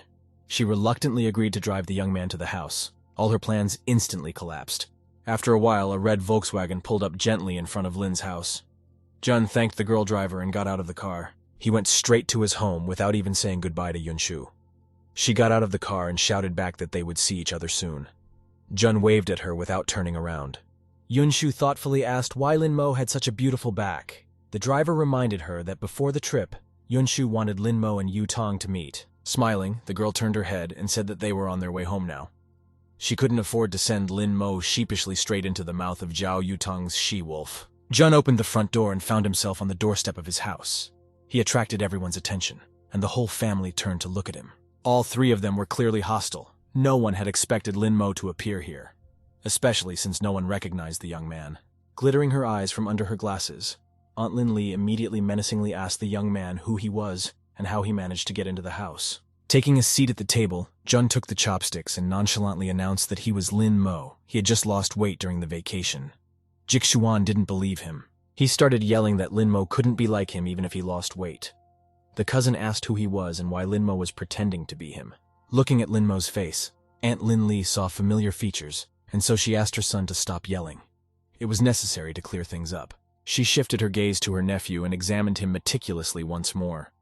Lin Li assumed that Lin Mo had had plastic surgery. Jun replied that all his money is in her custody and he would not be able to do that. Lin asked if he would get pocket money this semester. His aunt assured him that she would give him some money and help him with his school uniform. But if he did something bad, Lin Li would take all the money away. After finishing his conversation, Jun got up from the table. He said that he was already full and went to his room. Lin Li thought that it was really Lin Mo. The next day, as if nothing had happened, the cousins drove to school in a big gray car. The girl driver was in no hurry. Jixuan couldn't stand it and rebuked the girl for driving too slowly today. The driver reluctantly replied that she would go faster. She wanted to take a closer look at the young man. She couldn't tear herself away from the rearview mirror and kept looking at the back seat. The girl couldn't believe that young Mr. Lin Mo was so handsome. Even though the girl was driving and needed to keep her eyes on the road, her eyes turned to the mirror on their own and looked at the young man. After a while, a gray car pulled up in front of a private school. The girl smiled happily at Lin Mo and reported that they had arrived. Jun got out of the car and straightened up. He now seemed very tall to everyone. Jixuan froze on the other side of the car. Lin Mo instilled fear in him. Lin Mo was walking in the schoolyard, and all of the school children's gazes were fixed only on him. No one had seen this young man before. All the girls who met him on the way were astonished by his dazzling beauty. Schoolgirls blushed at the sight of his sweet face. Jun was approaching a couple of girls, and they were animatedly discussing his long legs. One of the girls asked the other if she knew the young man. Now no one simply didn't notice Jixuan. His cousin simply outshone everyone with his beauty. The young man was angry at the whole world and thought that they were all just having an abnormal reaction to Lin Mo. Even in the school corridor, there were flocks of girls following Lin Mo. One of them admired the young man's back and told the others that she would take a picture of it. Jun walked into his classroom. He was clearly unrecognizable, and everyone looked at him indifferently, as if he had wandered in by accident. As Lin Mo walked between the rows to his desk, a classmate turned her head towards him. She also thought he was very handsome. The girl thought that the young man had transferred to them. Jun took his seat at the last desk. He didn't have as good an opinion of himself as the people around him. It seemed to Lin that after losing weight, he looked a little better than the others. The young man frowned and looked straight in front of him. Contrary to everything Lin Mo had seen around him, he didn't think he was so handsome anymore. The schoolgirls crowded around the classroom window. They swarmed around him like flies, taking turns looking at the divine beauty sitting alone on the last desk. Jun decided that it was all due to a lack of spiritual energy. He opened his palm. A blue aura was barely flowing from the bowels of his body. Suddenly, he heard Zhao Yutang's angry voice. The girl shouted that from now on, he should listen to her and no one dared to deceive her. Yutang dragged Song Yunshu by the scruff of her neck and exclaimed that she only had 3 minutes to bring the fat man to her. Yunshu, in tears, tried to say that Lin Mo was no longer fat. Yutang was very unhappy that Song Yunshu was lying to her and cried that she would only stop crying when she saw the coffin lid in front of her. Yunshu wanted to tell her the truth. She saw a tall young man in the back of the desk and immediately pointed her finger at him, shouting that this was Lin Mo. He had just lost weight. Zhao Yutang stopped tormenting the girl for a while and let her calm down. Taking a closer look at the young man, Yutang didn't see much resemblance to Lin Mo. He was taller and slimmer, and his face looked completely different. No, this young man definitely didn't look like the fat guy she wanted. Song Yunshu kept trying to prove that this young man was Lin Mo. The classmates listened to her with interest. They couldn't believe that he was the fatty one either. Yutang angrily grabbed the girl by the scruff of her neck and started shaking her. She shouted that she shouldn't play with her. Yunshu mumbled that she was telling the truth. The young man called out to Zhao Yutang and said that Song Yunshu did not lie to her. He is actually Lin Mo. The boy's voice was even. He assured Yutang that he would come to see her after class since she was so eager to put up a fight. His eyes were the same blue as Lin Mo's. Zhao irritatedly asked the young man how dare he tell her untruths. Song Yunshu was already starting to choke. Yutang held her tightly by the scruff of her neck. Out of her last strength, Yunshu squealed that it was really Lin Mo. He had just spent the entire vacation on Wuzhu Mountain and lost weight by training tirelessly. Zhao Yutang loosened her grip slightly and looked at the young man more closely. No, there was certainly something about him that resembled Lin Mo's features, but that was simply impossible. The girl walked up to Lin Mo and tensely scrutinized his face. She clarified if he was really that fat guy. Jun asked her not to call him that again. Yutang was astonished. Outwardly, he was completely different, but the voice, words, and mannerisms really belonged to the Lin Mo she knew before. However, Zhao didn't want to lose her brand. She said that it was better for the young man to stay late after class, regardless of whether he was fat or thin. Song Yunshu said fearfully that she had actually only called Lin Mo over to help him out a little. After all, he doesn't know how to play games at all. Zhao gave the girl an arrogant look. Song Yunshu immediately wanted to hide away from those eyes. Yutang seemed like a huge monster to the girl. She asked how Yunshu even dared to say anything about Lin Mo's game, and who she even was. Zhao reminded the girl that Yunshu used Lin Mo's account to call her. Yutang said that she had never met a more unscrupulous person before. Turning around, Yutang left Yunshu and headed towards the exit of the classroom. Song Yunshu rushed after her and asked her to listen to her. There was actually a world-scale disaster. Yunshu was really deceived by Zhao Yutang for Lin Mo's sake. The girl was immediately approached by her twin sisters and started asking Yunsha how she knew that that handsome young man was actually Lin Mo. Another girl said that Lin couldn't look that good even if he lost weight. A second one suggested that he had plastic surgery. At that moment, a teacher in a strict suit walked into the classroom. Her hair was dyed purple. The teacher asked everyone to get ready for the lesson. Not knowing how best to start the first lesson of the semester, the teacher smiled and said she had no idea how their vacation had gone. Immediately, her smile waned. She saw a very strange student. He was a head taller than the rest of the class, and he was clearly not from this class. The teacher asked what class the one at the last desk was from and what he was doing here. Lin Mo was surprised. It sounded quite rude. Song Yunshu immediately threw her hand up in the air and cried out that it was Lin Mo. It was just that he had gotten into shape during the vacation. The teacher smiled. She did not immediately recognize the young man and said that it must have been very hard for him. The teacher asked if he wanted to change places this semester. Without letting him say a word, Song Yunshu immediately shouted to the whole class that Lin Mo didn't want to change his place. He was fine where he was. He Young-hui realized that this was her only chance and shouted that she and Yunshu would like to switch places. An annoyed Yunshu shouted that she didn't want to switch with her. Wang Lu also had her eye on the young man and told the teacher that she had grown older over the vacation, and so she should sit in the back. Yunshu shouted at her to calm down too.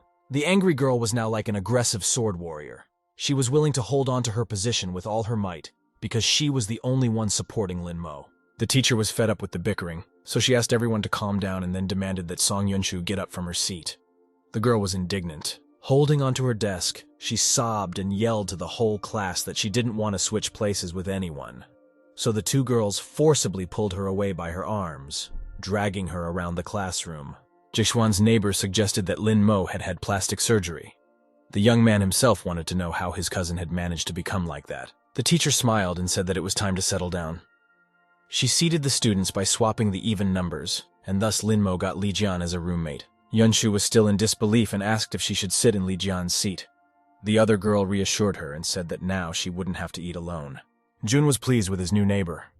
Li Jian was fat and calm, and the young man was confident that John wouldn't bother him. Song Yunshu moved to her new seat and immediately laid her head on the desk. She sobbed inconsolably and lamented that Lin Mo had been taken away from her. Her deskmate tried to comfort her. The bell rang for recess. The teacher gave the students their homework and said goodbye to them. It was time for recess. Jun stood up from his desk, intending to leave the classroom. He wanted to finally have some peace and quiet. The classmates immediately approached Lin Mo, not hiding their admiration. One of the girls said that he had done a great job. Wang Lu asked for some advice for her brother. Song Yunshu did not hide her disdain and said that they were all hypocrites. She said that they were all hypocrites, because before no one wanted to look at Lin Mo, but now no one wanted to look at him. Yunshu tried to make her way to Lin Mo and said that she had not disliked Mo from the beginning. A classmate held her by the arm, and the other one slapped her angrily. Lin Mo was tired of looking at those classmates fussing around him. He looked at them indifferently and asked them to move away from him. The girls immediately obediently parted in different directions, standing in a straight line. Jun walked past them without looking at anyone. He was tired of being famous. One of the girls got embarrassed. She said that Lin Mo looked really cool when he ignored her. Jixuan boiled up and shouted that she was disgusting. Wang Lu told her that Jixuan is angry, and he Yanhui can't sit on two chairs at the same time. The girl immediately replied that she was choosing Lin Mo. Jun couldn't even walk into the canteen in peace. There were two lines of school children leading to the serving table, and everyone instantly stared at the young man. One of the girls immediately waved her free hand at him and shouted that Lin Mo could stand in that line with her. Jun refused. He said that there was no need to do that. Sun Yunshu immediately ran over and asked her to give up her seat in that case. The classmate refused. Jun realized that he wouldn't be able to live peacefully without attracting attention. He realized that all these schoolgirls were just crazy. Indeed, the girl behind him was admiring the young man's thighs. The schoolgirl in front of Lin Mo was sneakily looking at his legs. John stood quietly in line and didn't strike up conversations with anyone. He just moved forward purposefully without any distractions. Jixuan and Yang Hui stood together in line. Yang Hui looked at the young man thoughtfully and incredulously asked if that guy could be Lin Mo. Jixuan became angry. He rebuked the girl for regretting her choice after Lin changed. Yang Hui laughed and said that she had absolutely no interest in Lin Mo's appearance. Song Yunshu stated that in that case, she wanted to hit on Lin Mo and asked Yang Hui to help. Jixuan was certain that the cousin had just had plastic surgery. Yunshu remarked that it wasn't about how he did it. It's only the impression he makes that plays a role. She said that she liked Lin Mo's character. Yang Hui accused her of hypocrisy. Yunshu didn't care. She wished her legs were as long as Lin Mo's. The girl was even willing to have artificial legs. He Yang Hui stood and stared at her opponent expectantly with her hands at her sides. Song Yunshu turned around and exclaimed her determination. Meanwhile, Lin Mo himself decidedly didn't care about any of this. He had waited his turn, took the food with him, and was now leaving the dining hall. Suddenly, he was forced to stop. A girl appeared and stood in his path. Jun looked at her carefully. It was his recent date, He Yang Hui, who had contemptuously rejected him in front of everyone and made a fool of him. Jun asked what she wanted. The girl was embarrassed and said she wanted to apologize to him for all the things she had done. She tried to justify that she was very busy with her studies. Lin Mo snorted disdainfully and simply walked past the girl. He Yang Hui clearly didn't expect this.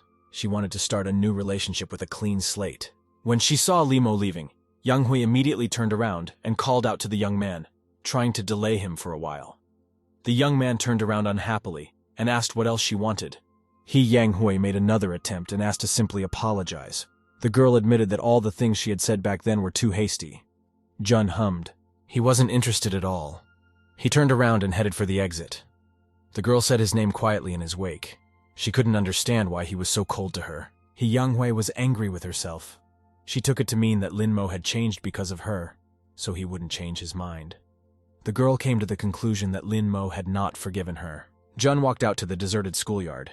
He hoped that at least there would be no one on the roof of the school, and he would be alone for a while. Suddenly, he saw a suspiciously familiar silhouette and recognized the girl he had broken a rib to and then called an ambulance. Jun realized that the girl was also heading to the roof of the building. It looked childish, but it turned out that she was once again outsmarting the Emperor. The young man added a step, waving his arms. The bag of food dangled in different directions and rustled. The girl noticed that a man was following her. Turning around, Han Xinyi immediately remembered that fatty on the rooftop, who had prevented her from having so much privacy on the rooftop, and had also hurt her on top of that. But this guy looked so much better than him. He was so handsome that he made the girl blush. Meanwhile, Jun swiftly overtook the girl, waving his arms so violently that the bag almost flew out of his hand. The embarrassed Shinya's heart was relieved. She was glad that the guy hadn't meant to do anything wrong and had just overtaken her. Seeing that he was heading to the same building as Han Xinyi, the girl suspected that he had the same intentions and was going to go to the roof of the building. Han Xinyi immediately ran after the young man. It looked like she was not mistaken. The young man was indeed climbing higher and higher, climbing up and up. Now it was her time to act, and the girl overtook Lin Mo on one of the flights, waving her arms vigorously. Jun looked at her with a puzzled expression. The young man understood. The reason that girl had accelerated so much was that she wanted to squeeze his rightful place on the roof. Therefore, it was necessary to regain balance. Jun added a step and calmly overtook Han Xinyi on the next span. She looked at him angrily. The girl was just angry that this boy was preventing her from going up to the roof. Lin Mo frowned. He wasn't going to give up and give this girl his place on the roof. The guy and the girl understood the situation perfectly correctly, and so they simultaneously broke away from their seats and ran up the stairs. They ran virtually in step, neither of them able to give way to the other, otherwise it threatened to lose the deserted roof space. Lin Mo was starting to piss the girl off. Han Xinyi thought that guys should be more reserved. This one just looked like a crazy young man. Xinyi couldn't understand why Lin Mo was running so fast. She couldn't give in to him. If she lost, it would be an embarrassment to all the girls. The boy and the girl continued to rush down the stairs, going up and down one flight at a time. They squinted at each other with distaste. At one of the playgrounds, they met some girl, but they ran so fast that the girl, instead of the schoolchildren, saw only a column of dust which they raised. Han Xinyi angrily asked the young man what was the matter and why he was running away. Waving his arms with all his might, Jun replied that she was doing the same thing. The girl shouted that she only ran because he himself started running. Lin Mo snapped back that she was sick, and his running had nothing to do with her. Han Xinyi became enraged. She angrily asked why the young man was calling her sick right now. She could barely restrain herself from tearing the mortal immediately. Jun lunged forward a bit, and Xinyi shouted back that a guy who was always fighting and arguing with girls was in danger of never getting married. Jun contemptuously thought that she didn't understand anything. After all, he is a tall man, and an emperor besides, and he simply can't afford to get married. The young man asked where she finds the strength to argue with him. The girl has no manners. At the same time, she tries to pick up strange guys. Having overcome the last span, the guy and the girl ran out to the finish line. Straight ahead was an open door leading to the roof. They both decided that there was no way they were going to lose. Seeing that Lin Mo had almost reached the roof, Han Xinyi grasped the riser of the door with her fingertips and blocked the passage with her last strength. In the same second, Joan blocked the girl's path, holding onto the door on the other side. Now neither of them could get out before the other. Han Xinyi jammed her elbow against the door, trying to push the young man's hand away. She demanded to give way to her. Lin Mo replied that it was his place, so she should step aside. There was no other way out. Jun decided that he would have to use brute force. He dodged and pushed the girl away, touching her chest with his elbow. Xinyi blushed and backed away. Making his way to the roof exit, the young man once again casually touched his hand, as the door to the roof was too narrow for two people. Han Xinyi indignantly wailed that Lin Mo was just a pervert. Her face was simply purple with shame. The worst part was that the girl had lost her advantage. Jun knew without her shouting that he had touched something soft, and he thought for a few seconds but still quickly returned to his goal. Taking advantage of the girl's confusion, Lin Mo unhinderedly ran out onto the roof of the building, securing a spot behind him. Jun turned to Han Xinyi and informed the girl that she had lost today. This was now his territory, and she could go wherever she wanted. The blushing girl indignantly exclaimed that Lin Mo was cocky and simply had no idea who he was dealing with. Han Xinyi added that this was not all. In addition, the young man had unceremoniously touched her breasts and insulted her. Jun couldn't bear the insolence and gave the girl a powerful slap. His left cheek was now burning with pain and resentment. The enraged Lin Mo also shouted that Xinyi herself had pressed her breasts against his arm and she was just a terrible liar. The girl's eyes opened wide in surprise. Xinyi had completely forgotten that men were very vulnerable in this world. If he was too calm, it would be suspicious. As it is, it's fine. He's a mere mortal. The girl clenched her fingers into a fist and lunged at the young man. Lin Mo was getting annoyed that the girl was still here and not going anywhere. He defiantly pulled out his phone and said that he would call the police now. Xinyi was indignant and shouted that she was just furious. If only a little more, she would really wring the neck of that damned mortal who dared to cross her path. Jun was already looking at the girl calmly and asked why she was still here. He assumed that Xinyi intended to do something. Han Xinyi blanched. She really was ready to slaughter this mortal here, or at least throw him down from the roof to crash. But the girl remembered in time that in this world, society despises women who beat men. Then she would not be allowed anywhere. Han Xinyi came to the conclusion that she couldn't stay in school even if she taught this young man a little lesson in politeness and beat him up. It was hard for her to control her emotions. It was obvious that Lin Mo was just provoking the girl. Xinyi really wanted to respond rudely to rudeness. Barely containing herself, the girl declared that she would spare Lin Mo this time. She warned that the next time they met would end badly for the young man. Turning around to leave, Han Xinyi said goodbye and proudly walked away, shouting one last time that men and bad men were very difficult to bring up. Jun looked at the exit from the roof with suspicion. He considered his job done. Unfortunately, this girl had caused him a lot of trouble. A notification came to his phone, and the young man realized that there was a continuation of the morning news bulletin. He immediately started scrolling through the news. The first reference caused Lin Mo to be seriously surprised. This was uncharacteristic of the world he was in now. The news reported a horrible virus that hit a local poultry farm. As a result, thousands of chickens died overnight. With only a glimpse of the photo to the news, Jun immediately realized what the matter was here. None of the local viruses could cause such evil in a short period of time. The young man suspected that the Demon Lord's sturdy sword was to blame. Anyone who touched it would instantly dry up their bones. Apparently, she was the one who had done the work. Jun recalled that in the last battle, the Demon Lord had been destroyed along with Void. His Emperor's sword had also been destroyed. The Emperor had then been reborn in this world. The young man assumed that the Demon Lord was also alive. Jun was so angered by his guess that he broke his chopsticks with anger. The difference was that to restore his powers, the Overlord killed demons. The Emperor had chosen the heavenly path for himself and could not allow the Overlord to regain his strength. Lin Mo sat on the rooftop and leafed through the news further. One had to scroll through the feed to the end to see the situation for today in its entirety. The sun had already set when he came downstairs. The windows of the school had darkened, and the light was no longer shining through them. The schoolyard was empty. Jun went back to the classroom to get his things. Some girl said that he was very handsome and she liked him a lot. Junshu asked her to calm down and not to attract attention. Song Yunshu happily asked Lin Mo if he would play with Sis Zhao today and said that she would gladly give him a ride home. The young man coldly told the girl that it was not worth it. Without giving up hope, Yunshu quickly caught up with Lin Mo and started walking beside him, telling him that it was better to go together. She asked him not to pay attention to Zhao because she was a predator. The girl told a story about a guy who was cheated by his classmates. He jumped off the roof the next day out of resentment. Mo Lin confessed to Song Yunshu that he didn't really intend to play with Yu Tang. The girl snuggled closer to him with joy. Jun asked her not to do that again. Yunshu became embarrassed and pretended to cough. She tried to explain to the young man that he had actually misunderstood her. Song Yunshu remembered that there was another very important matter, and her eyes went to her forehead. She asked the young man to stay a little longer and discuss it. Yunshu shouted out if he was still going to play with Zhao Yutang. This time the young man didn't even turn towards her. He said that he was in a big hurry. Song Yunshu indignantly squealed that Yutang had been after him all vacation, and so was unlikely to just let go. Jun said that they could talk later. Realizing that she couldn't hold the young man back, Song Yunshu said that he could safely go about his business. She would explain everything to Sis Yutang herself. Suddenly an interesting thought occurred to the girl. If she helped Lin Mo, he would definitely thank Yunshu and his affection for her would grow. Song Yunshu immediately imagined a cute, shy young man thanking her fervently after all she had done for him. The girl instantly smiled. After leaving school, the young man decided not to postpone the important matter for long and immediately called a cab. The yellow car arrived a few minutes later. Jun knew that the chicken farm was not far from the outskirts of the city. He hoped to find the demon lord there and kill her without letting her soul recover. When the cab arrived at its destination, the sun had already almost set, casting long shadows. Linmo got out of the cab and looked around. He realized that he had not fully recovered his imperial power.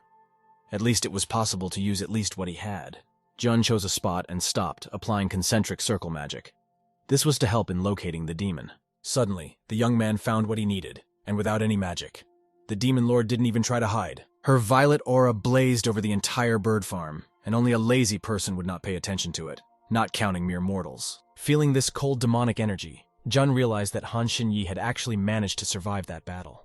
The young man turned around when he caught sight of a fast-approaching vehicle. A black sports bike was speeding down the road. Jun looked at the driver perplexedly. He didn't understand who else would think of coming here at such a late hour. A black motorcycle pulled off the road and gently slowed down at the young man's feet. Only now did Linmo realize that this bike looked like Yu Tang's motorcycle. It was indeed her. The girl took off her motorcycle helmet and said that she had seen the young man from a distance, and that was why she was going so fast. Her patience was breaking. Unable to hold back, Yu Tang shouted that grown-up guys like him had no business coming here. Jun didn't understand what she meant. Moreover, he was interested in their meeting. It was hardly accidental. Most likely, Zhao had been following him, and had even come to the outskirts of the city to talk to him. The young man explained that he called a cab home, and halfway there realized that the driver was trying to drive him out of town. Immediately thereafter, he jumped out of the vehicle. An angry Yu Tang explained that he wasn't the same fat guy anymore, and he needed to be careful of women who were only after him. There were even news reports about teenagers being kidnapped and taken out of town and left in basements. She asked the young man not to get into trouble. Yu Tang asked him to remember it better, and asked if he remembered the license plate number. She would be able to call the police. Jun replied that he didn't look at the license plate number. The girl said it was nothing. She just had some things to do and then she'd pick him up. Holding the helmet in his hands, Jun thought that the girl appeared because of the magic here most likely. This world was starting to get more and more interesting. At this moment, the young man saw Zhao Yutang returning to him. Apparently she was a little nervous because she was rubbing the sleeves of her jacket. The girl said it was very hard to lose weight and asked me to give her the motorcycle helmet. She looked directly at the young man as if she wanted to tell him something. Joan immediately handed the girl her futuristic motorcycle helmet that looked like an astronaut helmet from a sci-fi movie. Yutang asked the young man not to move. The girl explained that he might cause her some trouble, so she had to do so. The girl's motorcycle helmet surprisingly harmonized with Linmo's black suit, and it really surprised the motorcyclist. For a few seconds, all her rudeness evaporated somewhere, and Yutang looked at the young man with loving eyes. She even managed to look a little embarrassed. Linmo was standing by her bike, and the girl thought at that moment that this guy looked way cooler than all those bikers on the internet. Meanwhile, the young man decided to try out his headgear. He gently tapped the top of the motorcycle helmet with his index finger. To the touch, the helmet seemed very fragile, and Linmo doubted that this helmet could save someone's life in case something happened. Zhao Yutang continued to admire the young man and kept her eyes on him. She liked the fat man a lot more now. Suddenly, she caught herself thinking the wrong thing at all. The girl's eyebrows furrowed momentarily, and she was angry with herself. Yutang decided to take out her anger on the young man and wailed for him to stop banging on his helmet. If Linmo broke it, the girl would just throw the young man away somewhere along the road. She was still angry, so she shouted one last time that Linmo was a jerk. The young man couldn't understand the reason for this behavior and just pondered. After observing the girl, Linmo realized that she was heading straight towards the source of energy. And it wasn't like an ordinary coincidence. The young man threw off the helmet that the girl treasured so dearly and rushed after her. He suspected that something strange was going on there, and he needed to check it out. Meanwhile, Zhao Yutang had reached the poultry farm area, which was fenced with black and yellow tape around the perimeter. She realized that this was the place. The girl ducked down and walked inside, lifting the fence tape slightly. She looked around intently. An elderly woman with a broom came into view, cleaning up the area. The woman looked at the girl suspiciously. She asked what the girl here needed. Zhao Yutang silently gave her a cold stare and looked at the woman closely. Zhao had a gun in his hands. The girl pulled it out just in case. There was no telling what was really going on here. Yutang immediately took aim at the woman and said that it was very brave for the woman to see Zhao Yutang and not run away while doing so. The woman started to back up and fell on her heel. She said fearfully that the girl had better not mess around with the gun because it was against the law. Yutang smirked and said that she A cultivator had nothing to say about the law. After all, she was the one who violated them all the time. The woman explained that she did not do it at all, but just worked on a poultry farm. The girl simply mistook her for someone else. At that moment, the woman's crooked knife treacherously popped out of her sleeve before she could stealthily catch it and hide it back. Zhao Yutang reacted immediately and immediately shot towards the woman. A deafening shot rang out and the bullet flew straight into the target. The woman clasped her injured hand with her palm and frightenedly begged for mercy. Yutang reached her goal. Now the woman couldn't use the knife. It was lying under her injured arm. Zhao Yutang walked over to the woman and noted that it was time to tell everything. The girl raised 2 fingers up and a cloud of energy formed around them. The girl's eyes lit up with sinister lights. Meanwhile, the energy blob spread out in different directions and took the shape of the sword Yutang was holding. The girl swung her sword downward, cleaving the air. The sword was now a tangible object instead of a ghostly weapon. At the sight of the sword, the woman shrieked that she wasn't hurting anyone. She was just raising chickens. She assured me that she had no spiritual energy. Yutang said in mockery that the woman was improving animals today and would start on humans tomorrow. She asked if the woman had thought about improving Zhao. Yutang has actually practiced a little, but she is full of talent, and her path to perfection can be compared to a monk's self-cultivation for 10 years. The woman finally looked up and thought for a moment, then exclaimed that the girl was right. Her voice didn't sound frightened now. In a jubilant voice, the woman cried out that she should have guessed it herself. She stretched out her hands with curled fingers. At their ends were claws. The woman rushed into the attack with a smile on her face. She exclaimed that after she defeated Zhao Yutang, her own strength would increase many times over. The girl replied that the woman had a pretty good idea. She intercepted her sword and positioned it horizontally, preparing to attack. A yellow glow spilled over her weapon. Yutang decided to attack first and promptly ran from the spot. Now the girl was sure that this woman was the one she was looking for. Zhao Yutang ran towards the woman, who turned out to be a monster. The girl shouted that the woman could not defeat her. Yutang was just in time. By the time she stuck her sword into the woman's torso, the woman had already turned into a black monster with paws and claws. Jun watched their fight, hiding behind the corner of the building. He realized that things were not good at all. This energy strongly resembled the aura of a demonic sword. Meanwhile, the female monster transformed further. She grew taller and taller, with a bird's beak instead of a nose. Against her, Yutang's sword seemed like a dagger. The monster continued to grow rapidly in size. The woman's ears turned into donkey ears, and large purple horns grew above them. Zhao Yutang was now angry. She hadn't met cultivators of this level before, and this meant that she would have a lot of work to do. Huge lilac wings formed behind the monster's back, and the girl was stunned. She had never seen anything like it before. The monster resembled a huge horned rooster. The monster loomed menacingly over the girl, treading heavily on the ground. The ground shook with each step, as if in an earthquake. Zhao Yutang noticed in time that the monster was preparing to attack her. Frowning her eyebrows, she stared at the monster with all her eyes, watching its movements carefully. During the attack, the girl dodged to the side in time, and it saved her life. Something barely perceptible to the human eye whizzed past. It was a powerful energy wave that could quietly demolish half of the building. Yutang watched the monster in surprise. She realized that a single blow of that strength would be enough for her.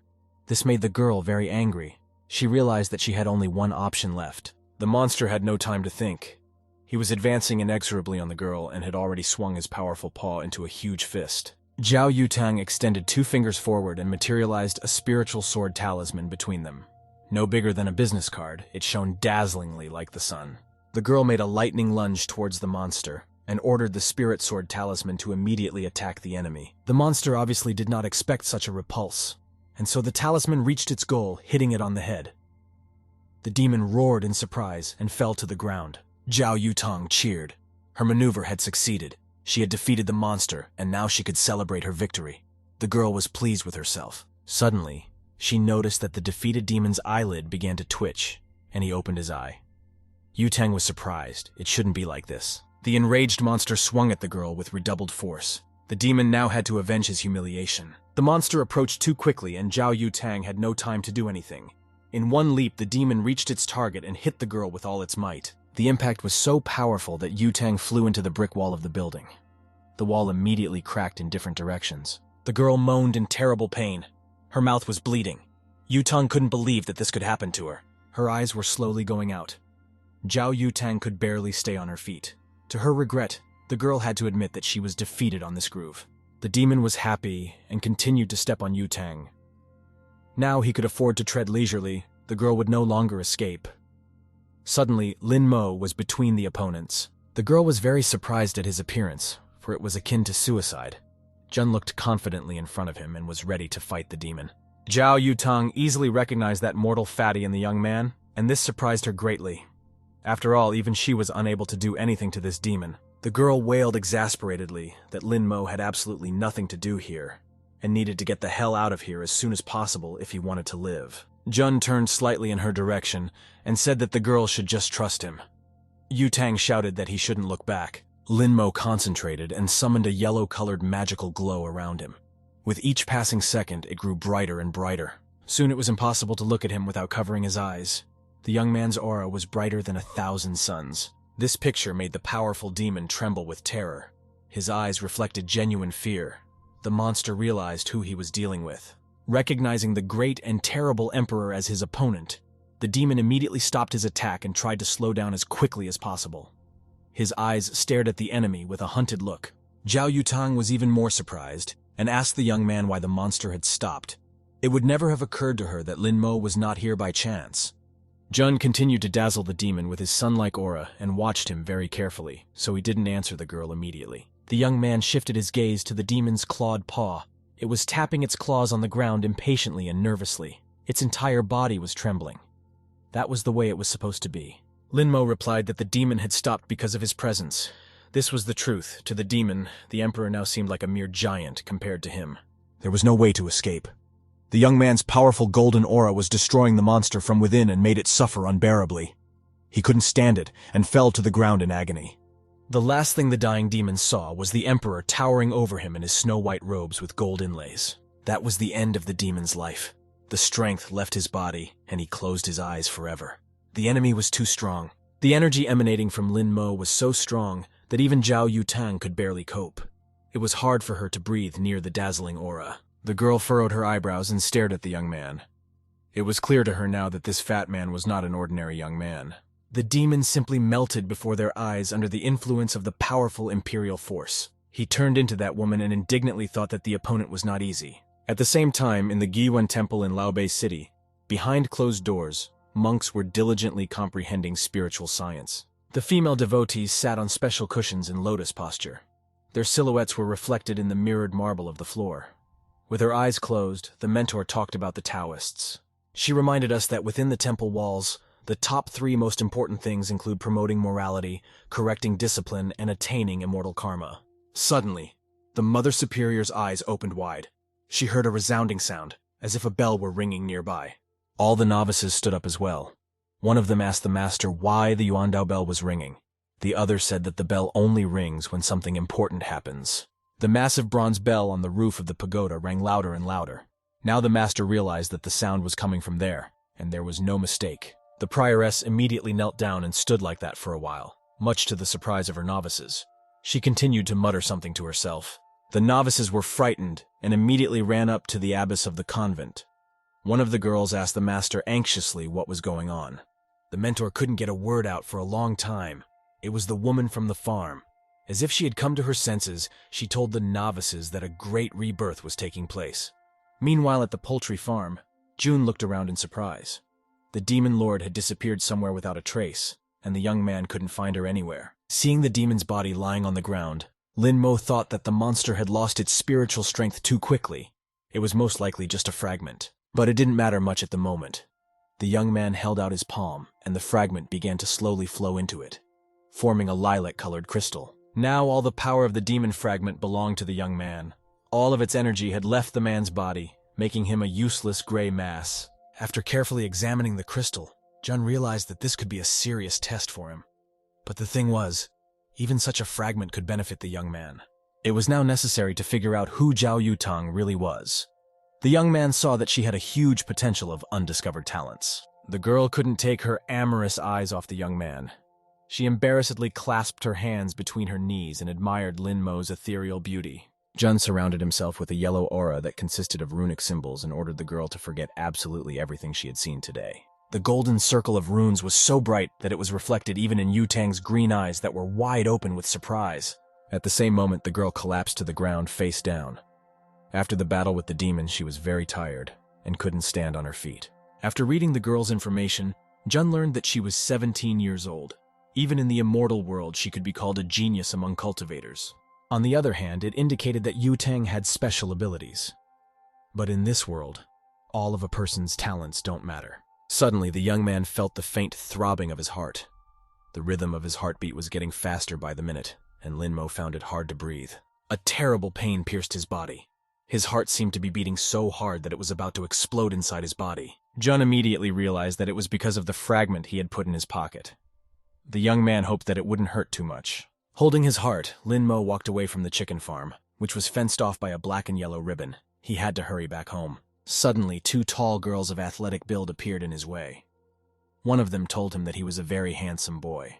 The second girl with fiery red hair put her arm around Lin Mo's shoulder and offered to take him to an interesting place. Jun advised her not to cling to him. The girls immediately grabbed his hands and pinned him behind his back. The second girl asked Lin Mo why he was being so rude and stubborn. To the young man's great regret, his strength was already running out. Therefore, he could not resist two strong hooligans. The girl in the brown t-shirt hugged the young man's neck and affectionately suggested in his ear that he submit to them. Jun couldn't understand the reason for her popularity. At this moment, Zhao Yutang walked over to them, kneading her hands. The young man suggested that the girls play a little with his little sister. The girl with red hair smiled. She was starting to like it. It was more fun with two than with one. Yutang had no intention of joking around. She immediately adopted a fighting stance and ordered the girls to get out of her sight. Since the girls didn't take the hint right away, the redhead immediately received a glancing blow on the cheek. She looked at her assailant in surprise. The girl tried to give Yutang a good punch in return, but she quickly crouched down and delivered a lightning-fast counterattack to the fire-haired girl's jaw. Without giving a break, Yutang immediately punched the girl's torso with all her might. She hit the girl's solar plexus, and the girl fell down. Her brown-shirted friend got angry and shouted that she was about to kill the girl. She was much larger than Zhao Yutang and quickly rushed at her. Without much thought, Zhao chose the right moment and slammed her heel into the angry lady's chin with all her might. After dealing with the arrogant girls, Yutang shifted her gaze to Lin Mo. He was standing there calmly looking at the girl. She squealed that Lin Mo should not have stood a pillar, but should have immediately punched him as soon as he saw him. Yutang was surprised that Jun didn't even try to resist. She explained that she had to aim for the chest, and wondered if the young man knew anything about male self-defense. Jun thought she must not be interested in that. Zhao Yutang immediately turned around and said that it was time for them to go. Lin Mo needed to be brought back. Today was already too strange today. Jun was twirling the motorcycle helmet in his hands, hesitating to put it on, because it was much more important to Yutang as a driver. Zhao Yutang irritatedly asked who allowed the young man to take off his helmet in the first place. She demanded to put it back on. They didn't have much time. The girl got on the bike and Jun took a seat behind her. There was nothing to hold onto, so he had to put his hands on the girl's waist. Jun decided that he would gently hold onto the girl's tank top to avoid touching her exposed stomach and back. Yutang got angry and shouted that Lin Mo should hug her waist harder. The speed of the motorcycle should not be underestimated. After making sure the young man was tight enough against her and holding on securely, Yutang started the bike and warmed up the engine at low revs. They were rushing down a deserted highway at night. There was no one around for miles around.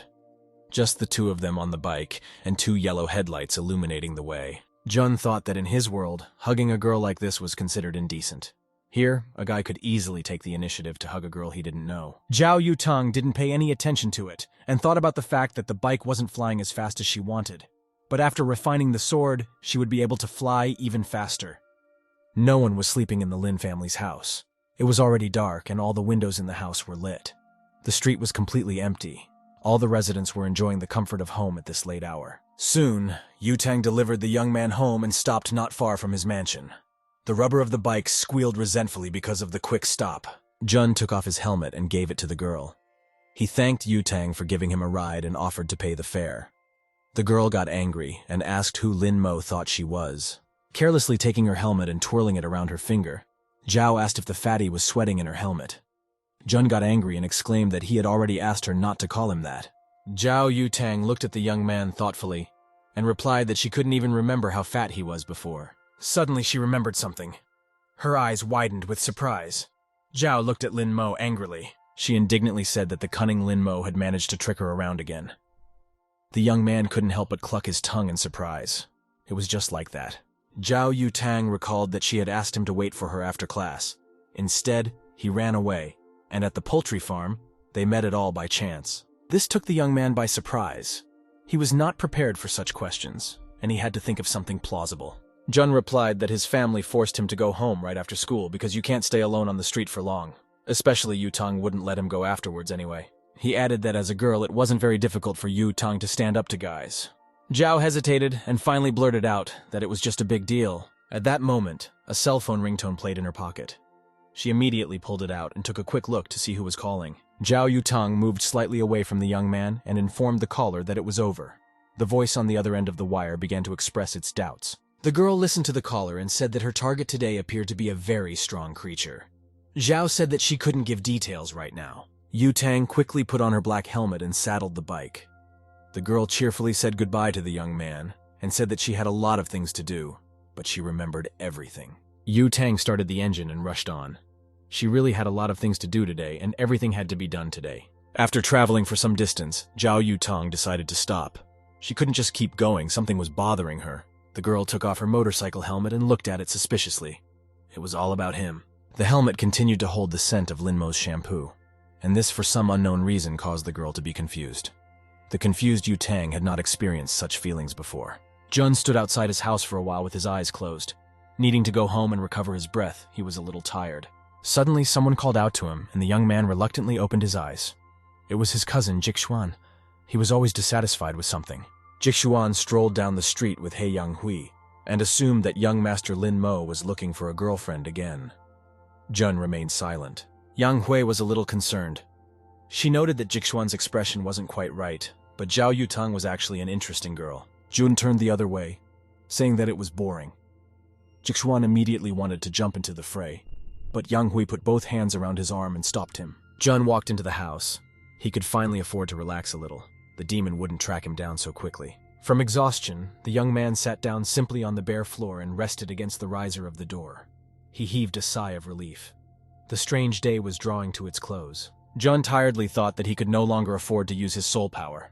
In that case, it could seriously harm his body. The young man took out a purple demon fragment from his pocket and thought that not all was lost. He could practice with the sword fragment. Suddenly, someone knocked on the door. Jun reluctantly pulled himself away from his thoughts and got up from the floor. The knocking continued at the door. Without the slightest idea who it could be, the young man went to the door and after some thought opened it. Strangely enough, it was He Yang Hui. She looked at Lin Mo warmly and confessed that she had actually come here just for him. Jun was simply puzzled. After all, the girl is dating Jixuan. There is no reason for her to come to Lin Mo's place. The young man wondered if this was how many teenagers in this world could act. Yang Hui started to justify that she had always liked Lin Mo. It was just that she was only starting to realize it now because of the contrast in the cousins' characters. The girl smiled and asked to go with her. She promised that they would get engaged next year and get married right after graduation. Jun immediately slammed the door in front of Yang Hui's nose with force. With a current of air, the girl's hair was thrown back. From the surprise, Yang Hui was a bit confused. She shouted through the closed door that this time she, Yan Hui, was speaking completely sincerely and could even swear to it if necessary. Jun kept pondering over the girl's words. He thought that Yang Hui wanted to marry him in order to embarrass him in front of the entire imperial family. Jun used to think that the improvement of his mental state had reached its limit. But today, the most ordinary words were able to hook his heart. The young man sat on his bed in the lotus position, closing his eyes. With willpower, he held the crystal in the air. Jun tuned himself to only think about improving himself. The next day came. The first half of the day flew by very quickly and it was time for refreshment. As soon as the bell rang for the big break, Jun stood up from his desk heading to the cafeteria. His classmates blocked his way and offered to eat with him. The young man did not seem to see or hear the girls. He shoved his hands in his pockets and walked on by. One of the girls said that he was just a pretty ice cube. The first girl noticed with embarrassment that Lin Mo was getting prettier every day. The third girl noted glumly that she still had friends. There were already quite a few students gathered in the school cafeteria. Most of them had already taken their food and occupied the tables. There were 2 girls and 3 young men sitting at one of them. Jixuan was also at this table. The young man was sitting against the wall, and he had a good view of the hall. He Yang Hui watched the object of her passion. Some girl she didn't know was proposing to Lin Mo to meet her. Yang Hui warily watched the developments. The girl with pigtailed and ashy hair kept trying to persuade the young man to go with her and offered to eat together. Jun flatly refused. Jixuan told a classmate that a girl shouldn't eat alone, even if she is beautiful. The latter told him that he had asked Lin Mo about his miraculous weight loss and went unanswered. He Younghui couldn't calmly hear the mention of her lover. For a while she endured and sat at the table, struggling with her feelings. Still she couldn't stand it and stood up from the table. He Younghui couldn't let that stranger take Linmo away from her. The girl smiled and told everyone that she was about to invite him to their table, especially since they were in the same class. Jixuan became furious and grabbed the girl's arm. He shouted that she knew their feud perfectly well, yet He Younghui still called the young man to their table. The girl snatched her hand away and ran away from Jixuan. She was very worried that Linmo would see this scene and understand everything completely wrong.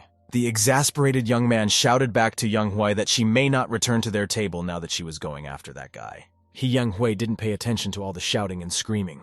She could already see herself in Linmo's arms. She was willing to sacrifice anything for this. He Younghui had walked over to Linmo and was now standing next to that stranger. Each of them was trying to get the young man's attention. Linmo was only annoyed by these annoying women. At that moment, another challenger appeared. She loudly called the fat man to her. Everyone present was familiar with that authoritative voice. Jun also immediately recognized Zhao Yutang from her voice and frowned. She was the only thing missing here. They wouldn't even let him eat a snack in peace. The girl was serious. She sat at her table sprawled out, and demanded the young man to come over to her immediately. No one can have the right to Linmo. Of course, this attracted everyone's attention, and every student tried to at least sneak a peek at what was going on. One of the pupils walked nearby as if by chance. Another guy whispered to his comrade that Linmo from their class had been captured by Zhao Yutang. The latter pointed out that this has happened before. The ugly guy becomes handsome and starts to be noticed. He Younghui was ready to tear her hair out of helplessness. After all, everyone likes Linmo, and Yutang is no exception, and this girl would definitely not be able to handle her. Jun was displeased. After all, he had already repeatedly asked Yutang not to call him fatty anymore, but the girl stubbornly continues. Suddenly, the young man noticed a more important object and shifted his attention to a very different black-haired girl. It was his recent acquaintance Han Xinyi, and she was walking quickly through the dining room towards the exit. Jun followed her movements. And then the young man realized that she could only go so fast to the roof. He had to catch up with the girl and be the first to take the coveted place at the top. Zhao Yutang didn't know what was going on, and so she watched Linmo, who immediately ran away from the school canteen after asking her to come over with great surprise. Song Yunshu pounded her fist on the table with anger and declared that there was no way to approach the fat man since he was handsome. She resented Linmo for thinking too much of himself. Zhao Yutang was getting angrier and angrier. She pulled out her cell phone and found Linmo's phone number in the address book. No one dared to ignore her. After dialing the right number, an enraged Yutang yelled into the phone that she was giving Linmo one last chance. She would be waiting for him after school, and he had better not run away from her. This time, Jun was too late. This time, the entrance to the roof was covered crosswise with small white belts, and it was clearly done by that girl. The young man was surprised. He removed both belts from the door and walked over to Han Xinyi. The girl was sitting on the rooftop enjoying her food as if nothing had happened. Xinyi had already laid out a small, square green mat.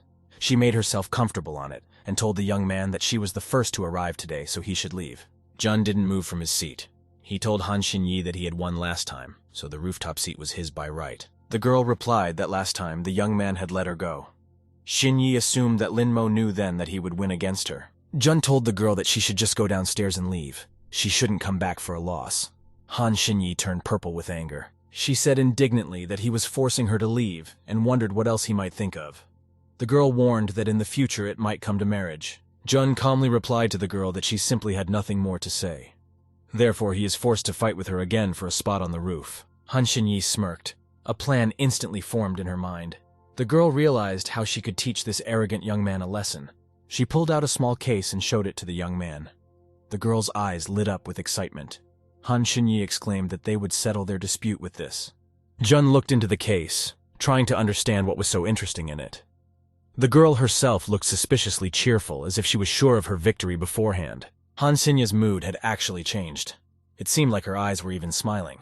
The girl looked at her opponent thoughtfully. Sitting down on her mat, Xinyi immediately unfolded a large paper game board. It was divided into many squares, with some places marked with knot points. Just then, the girl pressed her case of playthings to the ground, motioning for the young man to join her. Han Xinyi asked Linmo if he would play. The girl promised that if he won, she would leave the rooftop. In addition, Xinyi would fulfill one wish of his. Jun leisurely sat down opposite and placed his food next to him. He told the girl that she was simply unable to satisfy his desire. Han Xinyi laughed. Of course, this boy couldn't even imagine her skills, acquired over tens of thousands of years of playing Go with her clone. Jun was thinking roughly the same thing. He arrogantly pondered the fact that the Emperor simply could not have any opponents. The girl didn't even realize who she was facing. Both opponents were confident of their victory and predicted a short game for their opponent. In fact, at the same time, they thought it was time to start the game. After placing the white and black chips on the playing field, Han Xinyi and Lin Mo started the battle. The girl held the white chip with her index finger and moved it with her other finger. Jun took a closer look at the playing field, assessing the direction of his opponent. He thought for a moment and moved one of his black chips by one division. After a while, the playing field was densely covered with black and white chips. The power was roughly equal, with Han Xinyi winning 1 point. Jun's first thought was that the girl was not an easy opponent. He assumed that the girl used to be a master of Go. Han Xinyi herself had not expected that the boy could be such a strong Go player. It was just awful that he had resisted her for so long. A little more time passed. The sun was beginning to set and was getting lower. The young man's cell phone rang in his pocket. The girl looked at the playing field and couldn't find a way out. She needed to gain a clear advantage over her opponent.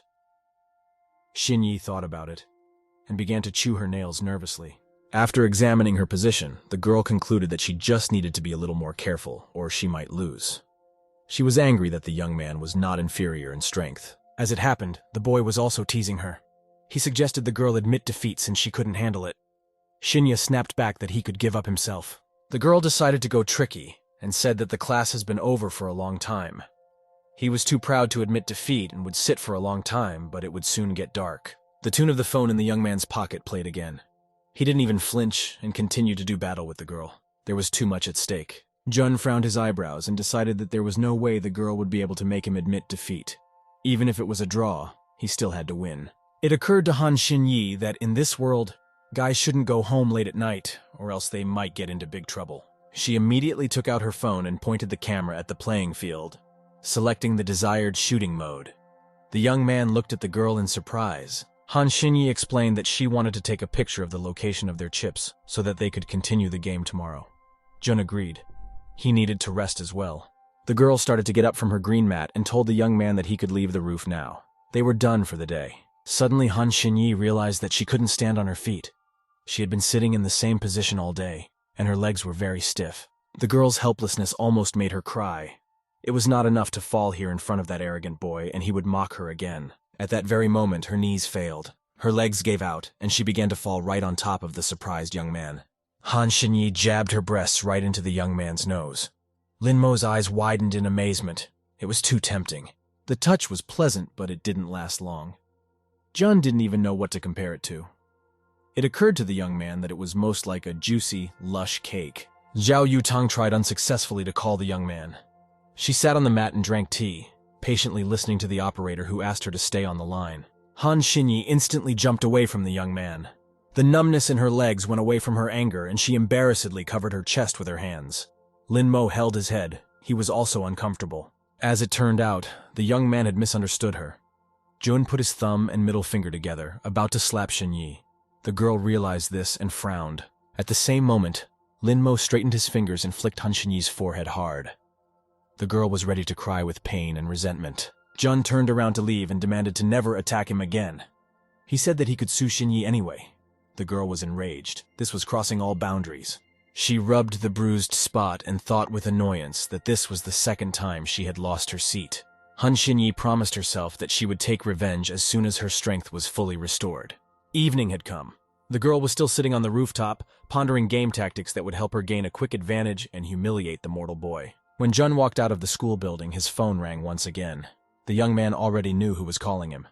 But now he wasn't busy, he could talk. Lin Mo took out his cell phone.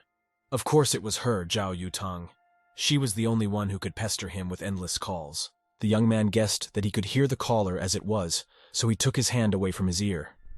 Yutang squealed that the fat man had no right not to answer her, and asked where he was now. Jun calmly replied to the girl that he was still in the school.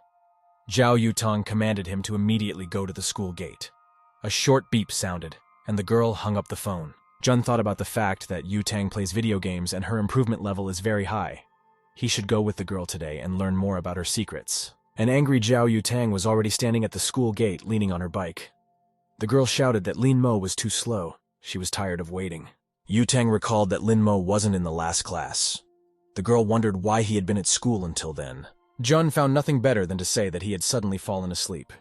Yu Tang shouted that he was lying and really just wanted to skip class. The girl's voice softened a little, and she said that he was just a fool. She needed to get even with Lin Mo. Immediately, Yu Tang said that it didn't mean anything. Let him forget about it. She quickly tossed Lin Mo her black helmet and demanded to climb onto the bike immediately. Jun barely caught it in time from surprise. The guy and the girl moved on their way. A few minutes later, Zhao Yu Tang pulled into the parking lot of a high-rise building. The girl invited Lin Mo into her apartment and gave him some slippers. The young man quickly put on his slippers and went into the living room. Jun looked around with interest. The girl had a rather spacious apartment, and there was a lot to see. Yu Tang turned around and asked what he was doing. She asked me not to touch her things. The large room had all sorts of slot machines all around. It was simply breathtaking from all of it. All the equipment here was very expensive. In the corner was a computer panel with 5 monitors arranged vertically and combined into one large one. The shelves of the cabinet held a variety of equipment, from a game console and digital projector to a huge collection of game discs. Jun thought of something else entirely. From his point of view, games and a powerful computer had nothing to do with cultivation. There must be something else. Zhao Yutang turned to the young man in a friendly manner, winked at him, and slyly asked if he was too defenseless. Jun didn't understand what she meant. Yutang explained that the girl had called him to her house, and he just came without asking anything. Jun didn't expect such a question, and asked in turn if the girl wanted to fight him for supremacy, or had already changed her mind. Zhao moved closer and agreed. Lin Mo now looked much more attractive than before.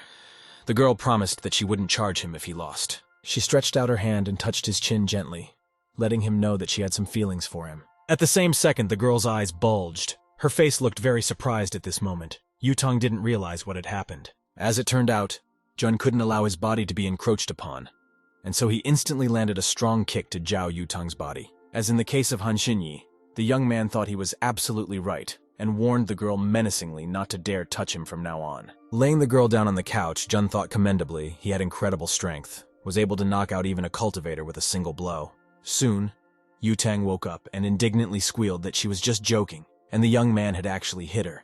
Jun asked her not to do that in the future. He couldn't stand it. The offended Yutang offered him a battle and assured him that she would win in a few rounds. Out of anger, the girl continued to clench her fists. Zhao Yutang was seething with resentment. After all, she wanted what was best for her, and the cute young man had rejected her signs of attention. Well, now she would find a revenge game and torture him to death.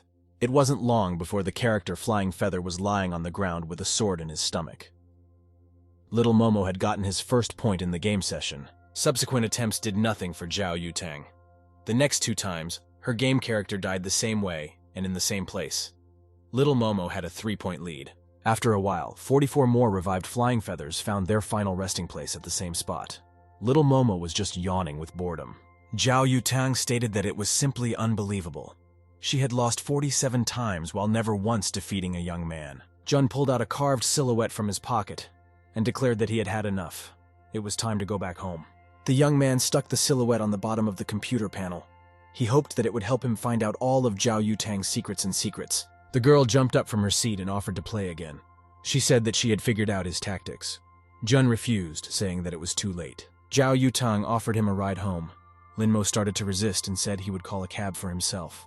At this time, the girl's silhouette, trailed by the young man, stopped clinging to the bottom of the computer panel's countertop.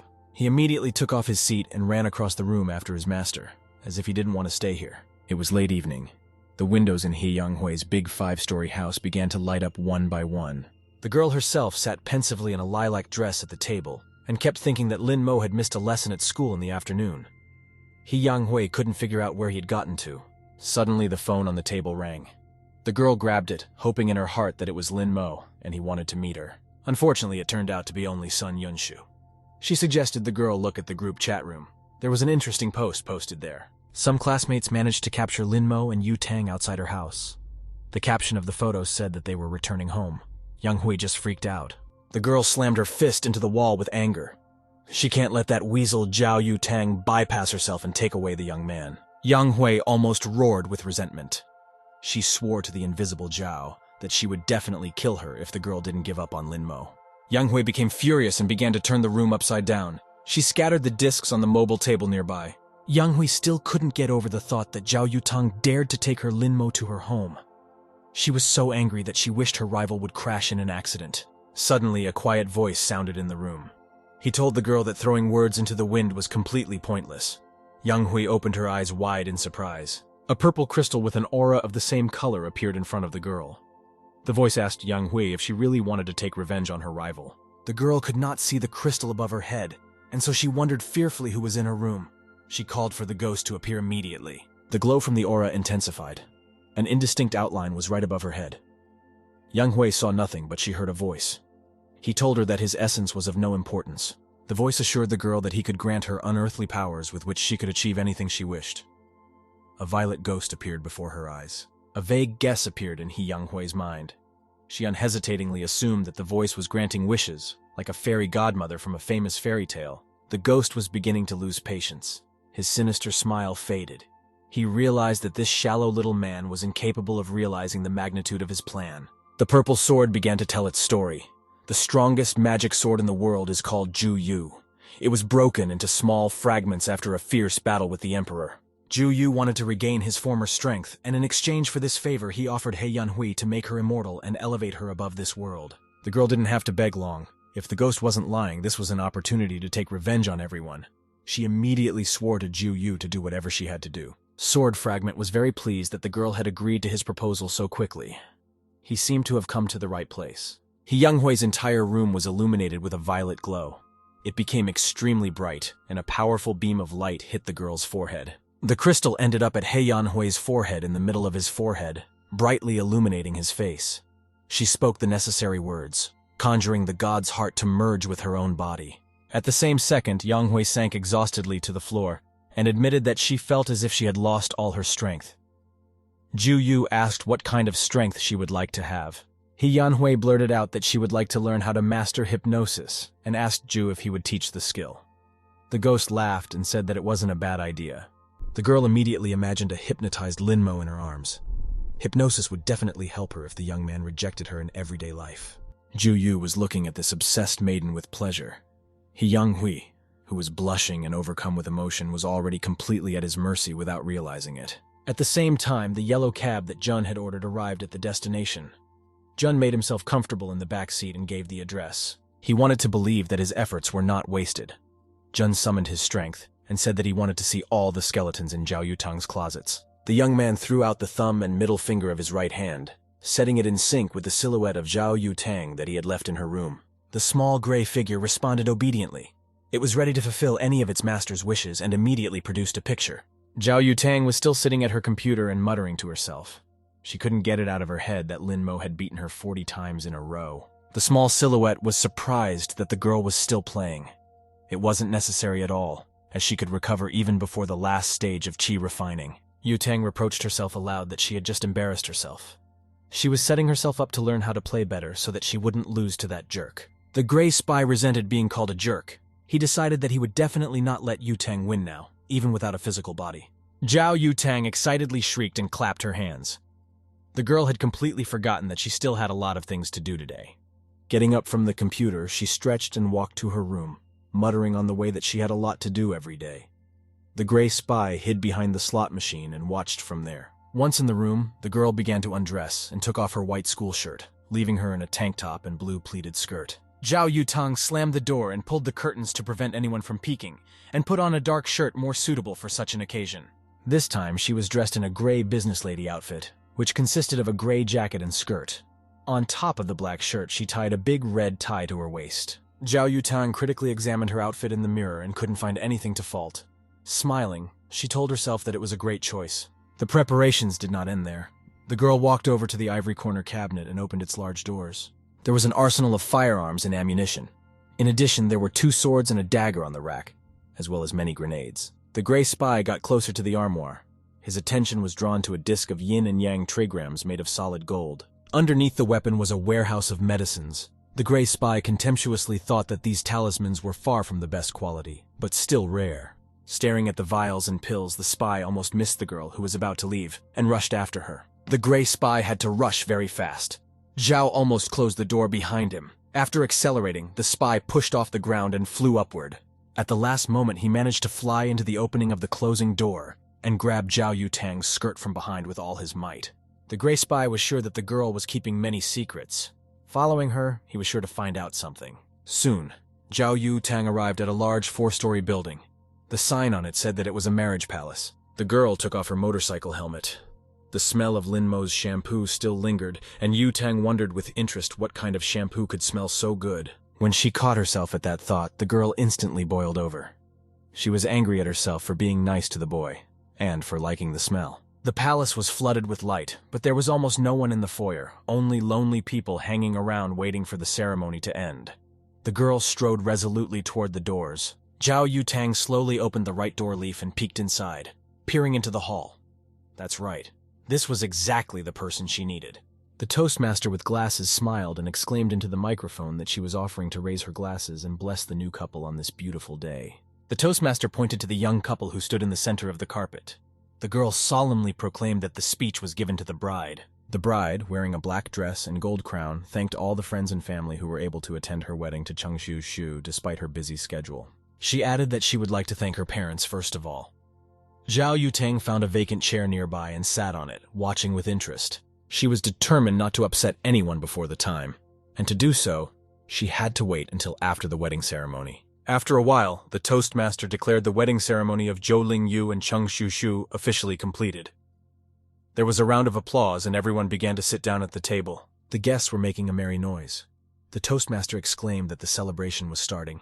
Only Zhao Yutang sat indifferently with her arms crossed over her chest. She was patiently waiting for her time. Finally, the girl had had enough. She straightened up and stood up from the chair.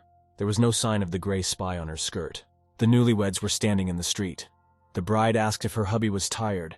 Changshu Shu replied that he felt a little lighter after making toasts. The front door creaked open. The husband and wife clearly heard the clomping of heels and turned to the sound at the same time. Changshu Shu perfectly understood what was about to happen and immediately turned pale with fear. But his newfound wife didn't know or suspect anything. They stood opposite each other like two rivals. At least that was how it seemed at that moment to Zhou Lingyu. Yutang looked at her with defiance. Changshu Shu couldn't move from fear. His eyes widened from the imminent reprisal. Zhao Yutang had seen all of this. It seemed like she was just playing with her future victim. Ling Yue was the first to not endure this oppressive silence and headed towards the girl, sternly asking who she was and what she wanted here. It was as if Zhao Yutang didn't see or hear the girl. She told Changshu Shu that she had granted his wish and it was time for them to go. In the same second, the groom began to transform. The costume began to burst at the seams, and his body grew larger and larger. Big animal ears appeared on his head instead of the usual human ears. When he turned to the girl, his face had already completely turned into a wolf's face. The werewolf asked how human desires could be satisfied so easily. The transformation into a werewolf continued. The man's fingers had animal claws, and his hands were turning into paws and fur. The monster's eyes lit up with unkind purple lights, and it lunged at the girl. Zhao Yutang was ready for it, and pulled out the spiritual sword talisman. In a split second, it transformed into a golden burning sword, and Yutang chopped off a piece of the werewolf's paw. The monster whimpered pitifully. He couldn't resist anymore and just delayed the inevitable. Zhao Yutang stood over him. The girl swung her sword from the back. Yutang delivered a chopping blow to the werewolf's muzzle. If it didn't close its eye, it would instantly lose it. The golden sword returned to its original position, making a full circle. The werewolf's blood slowly dripped from the blade. The monster could no longer get up and only waited for its end, praying for it to end quickly. Zhao Yutang delivered a slashing blow to the neck from behind. The werewolf felt his new wound incredulously with a clawed paw. He considered the result satisfactory and thanked the girl for putting him out of his misery. Yutang turned around thoughtfully. The werewolf would be dead any minute now, but it was time to end this matter. The girl walked over and slashed the werewolf's throat once more, just to be sure.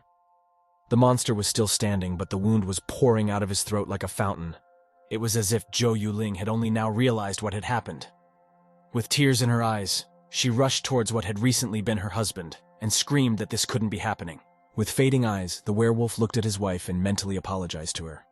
After all, if they took him away, the werewolf would never see Zhou Yuling. The life was leaving the werewolf. As it did, human features returned to him. The claws on his paws disappeared, and the fur began to fade, revealing human fingers. The werewolf looked at his hand, which was almost human in appearance. He was ashamed to die like that in front of his beloved. Yuling leaned over to her naked husband and shouted that Shu Shu just couldn't die like this. At the shout, a man ran out and shouted that there was a murder here.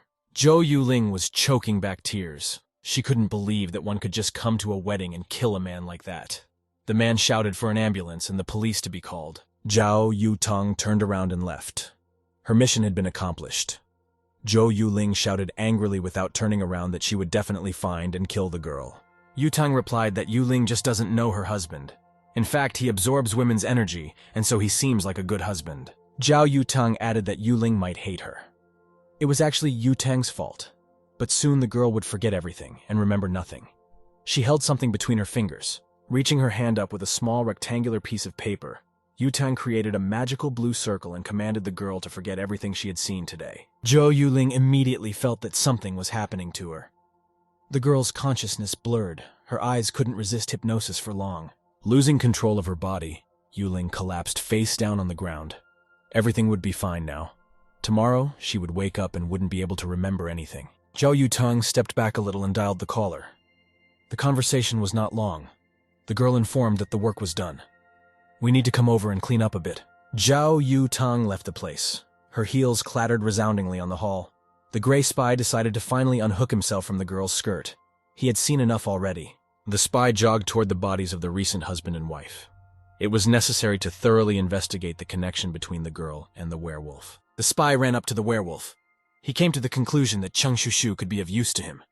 It would help him understand what Zhao Yutang was living. Jun tuned himself into maximum synchronization with the gray spy and redirected his powers and abilities to it. The spy turned golden. He concentrated and extended his hands towards the werewolf, sucking Shushu's breathless body of his spiritual energy. The entire space around Cheng Shushu's body was surrounded by a bright yellow glow.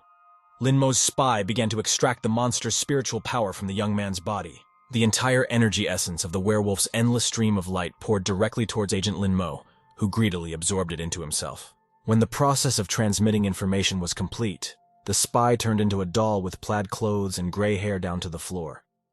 Triangular ears poked through the hair. Barely waiting for his transformation, the agent immediately rushed to run, waving his arms vigorously. He wanted to get back to his master as quickly as possible. 20 minutes later, the agent deftly jumped onto his master's outstretched hand. He had a lot to tell Lin Mo. Jun stood outside the marriage palace with his eyes closed. He pondered how best to utilize the information he had received. Cheng Shushu's body was leaping into the depths of the sea at this moment. He regretfully thought that he had succeeded in taking revenge. But now he wouldn't be able to be with Zhou Ling Yue. Suddenly, the young man heard a voice from afar. Someone called his name and asked him if he wished to be reborn or if he preferred to die. The young man's eyes immediately opened. Of course, Shushu did not intend to die. His life was just beginning, and there was so much left untold by Zhou Lin Yu. The young man immediately reached for the light, for the voice that beckoned him. He was ready to give anything he was told, just to live again. Jun appeared in the guise of the emperor, dressed in snow-white clothes. He said that the young man was required to serve the emperor for 10 years in exchange for a new life. The young man squinted incredulously. The terms of the deal seemed a little suspicious to him. 10 whole years of service to the emperor. Suddenly, Shushu remembered that he would gain a new life in exchange, and looked at it in a completely different way. His face immediately brightened up. There was hope of meeting his beloved. Jun was sitting on the floor, cross-legged in a lotus posture. In front of him on the mat was an avatar of Shushu with a large tail and wolf ears. Shushu was surprised to ask what exactly Jun meant. No matter how hard he tried, he couldn't recall hearing of such a spell. He looked faithfully at the emperor. Shushu wanted to believe that everything he said would come true, and he would finally be able to return to his wife. Jun studied Shushu carefully. He paid attention to the young man's potential, and realized that this was the most powerful young man he had seen until this day. Shushu opened the hem of his robe and knelt down, bowing to the emperor. The young man began to shower his gratitude. The avatar stated that Shushu's servant bows before the master. He was grateful for the opportunity he had been given and was willing to do any work. Jun squinted his eyes and asked to start by telling him what Shushu knew about today's trainee. Not daring to tear his face off the mat, the young man replied that there was a lot to tell, and he didn't know where to start. Jun suggested starting with his improvement. Shushu revealed that due to the lack of aura in this world, practitioners were forced to go to secret places that were under the sect's power. The young man himself was a male cultivator with no origin. In the sect, he was destroyed by high-level female cultivators. The servants had no cultivation resources. That was how Shushu became a cultivator. The young man explained that due to the lack of resources, practitioners turned to evil cultivators. They are always associated with killing. Jun thoughtfully said that Zhao Yutong from the Phoenix sect was probably one of them. He wanted to find out more about this girl. Shushu lit up and revealed that Zhao Yutang is not only the main genius of her generation, she also belongs to the Zhao family, one of the 3 aristocratic families. The emperor asked if immortality existed in this realm and how to become immortal. Shushu replied that he had never heard of it. Getting cocky, the young man asked if he would be able to date his beloved during those 10 years. Jun replied that he could do anything as long as he didn't reveal his identity. Shushu gratefully thought that he had never even dreamed of meeting such a good master after his death. He was pleased that he had reached an agreement with the emperor so easily. The next day, Shushu woke up to the fact that he was being swung around. He was surprised to find that he was in a large school bag. Shushu was looking around. Jun had thoughtfully placed him in the briefcase so that the trainee's head remained outside. Shushu could not believe that his master was a high school student. He decided that there was no such thing, and Jun had just taken over the place. Seeing the girl's enthusiastic gazes, Shushu realized that his master was much more popular than he had imagined. All of them only had eyes for the emperor. The general mood was transmitted to Shushu. He was embarrassed to admit that Jun was a very handsome young man, and decided that he himself would have fallen for the emperor if he were a girl. Jun resented Shushu's thoughts. The ideal world he saw was one that was gender neutral and did not depend on the gender of the person to communicate with. Jun walked into the empty classroom and made his way to his seat on the last desk. New images appeared on the blackboard that was attached to the back of the classroom. The young man came closer and began to look at the artistically drawn textbooks and alarm clock with interest, then shifted his gaze to his desk. He was surprised to find that the entire space inside his desk was filled with colorful packages. Apparently, it was all food. At first, Jun thought that it was his classmate Song Yunshu who had done this for him. He remembered the overly annoying girl and frowned. At that moment, He Younghui walked up to the young man. The girl confessed that she bought all that food for him because she knows his cravings better than anyone else. Jun realized that Yunshu had nothing to do with it. Suddenly, an angry Jixuan walked up to them and roughly grabbed the girl's shoulder. He demanded that Younghui immediately explain what this was all about.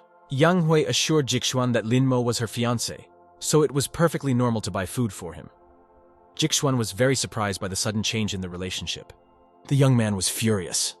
Not only did the whole school idolize his cousin, but now his girlfriend did too. He called her rude names and swung at her. To his surprise, the punch did not reach its target. He Younghui intercepted his wrist with the same ease as his cousin and said that it was enough. Jun watched their conflict while standing at the math formula board.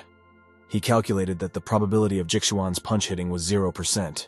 He Younghui looked at Jixuan sternly and firmly said that he should stop bothering Lin Mo. Otherwise, she would not be responsible for herself. This only made Jixuan angry. He already knew that their relationship was hopelessly lost, but the girl had no right to threaten him. Jixuan realized that he had lost all the positions, so he hurriedly ran out of the classroom, wiping his tears as he walked.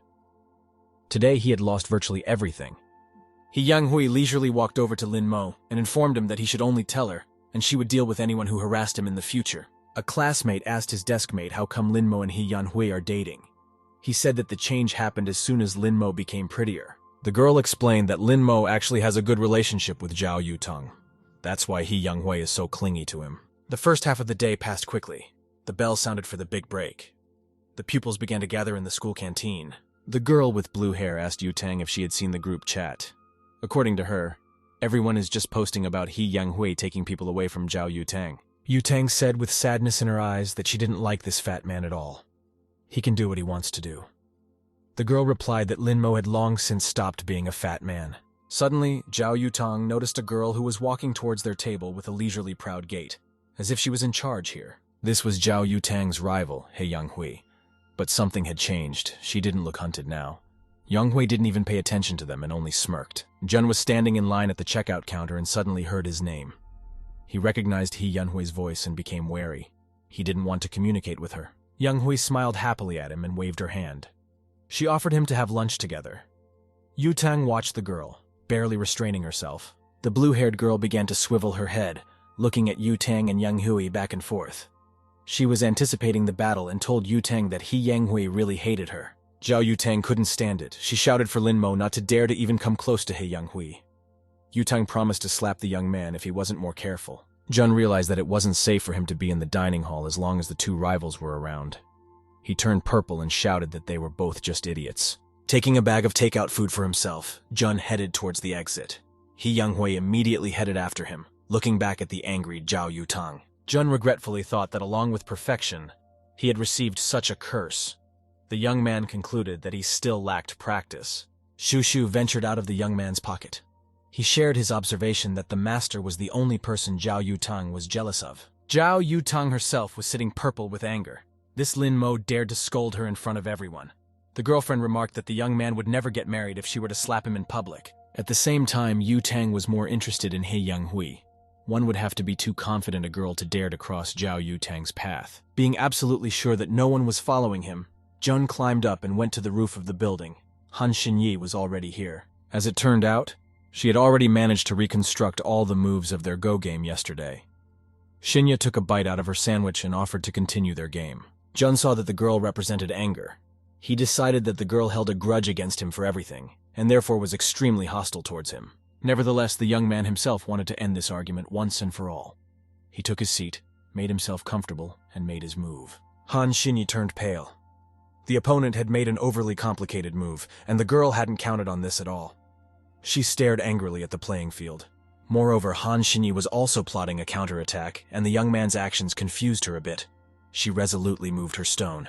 Jun realized that he had encountered extraordinary skills, and now he should think carefully before making his next move. Lin Mo's stomach suddenly rumbled, and the young man realized that it was time for a refreshment. After all, he hadn't eaten anything yet today because of those two girls. Jun nonchalantly took out a bag of food and placed it in front of him.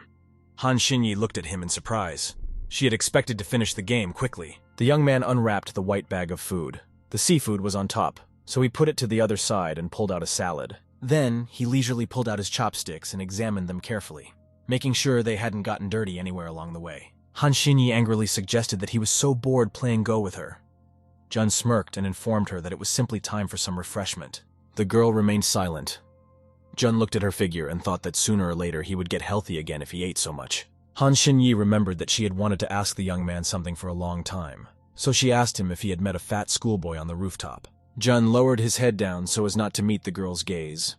Pretending to be busy eating, the young man replied that he had never seen him. Han Xinyi was still angry at that guy. Her ribs ached even at the mere memory of that fat guy. Suddenly she came across something interesting while flipping through her phone out of boredom.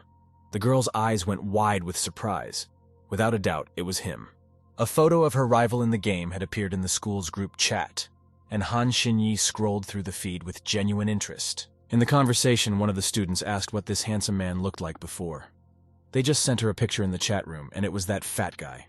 An enraged Han Xinyi exclaimed that she had asked the young man something recently. Jun didn't understand the reason for her anger. He wondered. The angry girl tried to smile as much as she could and showed the young man his own photo. She asked if he knew the man. Jun didn't even move and calmly said that he was seeing him for the first time. Han Xinyi got angry and squealed that he wouldn't be able to fool her. At that moment, it seemed to the girl that Jun hated his past life. She said conciliatingly that she wasn't going to take revenge on the young man. Han Xinyi pulled her white bag closer to her and ran her hands into it. The girl pulled out the young man's jacket, which he had used to cover the girl on the rooftop. Han Xinyi assured him that she had washed his jacket. Looking at the young man, the girl said that the jacket would hardly fit him now. Shocked by the girl's speech and the sight of his clothes, Jun sat there unable to even say a word. He was clearly surprised that the girl wasn't even angry with him. The girl tossed the young man a neatly folded jacket. The young man was pleased that the stranger had taken care of his jacket. Now he didn't know what to do next. He didn't feel much like playing Go anymore. The girl stood there and just watched him without anger in her eyes. Han Xinyi was the first to defuse the situation. She said that they had a draw at the end of the game and praised the young man for being a terrific opponent. Jun covered his eyes and returned the girl's compliment. He said that there were actually few people who could match him, and she was a very strong competitor. The girl gathered all her belongings and turned to leave. She informed the young man that from today the war between them was over. Jun hesitated and called out to the girl. After all, they hadn't completely sorted out their superiority yet, and it was necessary to clarify. Without turning around, Jun asked the girl if their pact was still in effect. After all, they had decided to play to 2 wins out of 3 as far as he could remember. The girl turned around embarrassed and said she did. 2 victories out of 3. And on top of that, she dared to finally tell the young man that her name was Han Xinyi. Jun repeated the girl's name to himself several times. He liked it more and more. The name wasn't bad, and the girl was pretty. Shu realized that the master was infatuated with the new girl, and it was as if he was furious. He felt resentful that he had not been so popular with women in his time. Shu jumped out of his pocket and began to envy that Jun was a very strong young man and all the beautiful girls were falling for him. Jun was completely unwilling to talk about it and turned the conversation to another topic. The young man asked where the evil cultivators got their resources from. Shu explained that there had been a network of secret doors in his world for tens of thousands of years, allowing him to obtain anything he wanted. He told us that cultivation resources are controlled by families. As long as people control them, sinful desires will be engendered. The secret door network has absolutely everything.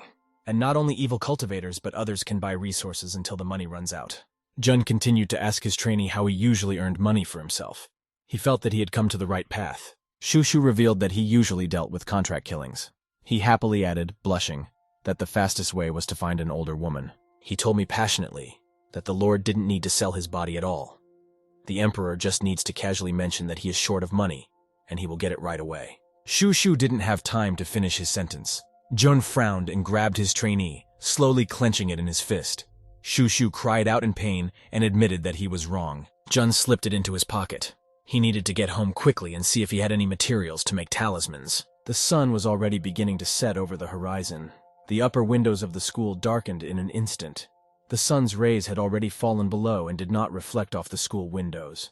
Jun leisurely walked out of the school.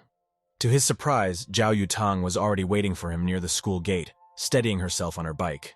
The girl impatiently called out to him. The young man instantly turned around in the other direction. Yutang rushed after him. The girl angrily shouted that he might not be pretending. She knows that Lin Mo has seen her. Yutang angrily said that Lin Mo's ex had openly mocked her and called her an idiot. Jun immediately protested that Yang Hui was not his ex. However, the girl had little interest in that. She explained that Jun had to go with her today. Yutang promised to give him a ride home afterwards. Jun didn't say a word. He was still hoping that Zhao Yutang would change his mind, and he could just take a cab and go home. The girl saw his confusion and smirked. She asked Lin Mo if he would get on the bike by himself, or if she would have to carry him in her arms. Jun realized that Zhao Yutang would not let go of him, so he obediently walked towards the motorcycle. The girl smiled and said that it was the right decision. They were not alone here. Yang Hui was hiding behind the corner of a building nearby, watching her rival. As it turned out, it was not for nothing. Yang Hui had an interesting thought in her head. After all, she could just hypnotize Lin Mo, and then all the problems would go away by themselves. Directing all her new strength towards the bike, an angry Yang Hui frowned and said loudly that she wanted Lin Mo to obey her completely. But it was too late. Zhao Yutang and Lin Mo had already left on the bike, and the young man was holding the girl's waist. Yang Hui couldn't bear to watch this. After a while, Jun asked the girl through her helmet if she was even going to let him go as promised. Yutang couldn't help but smile.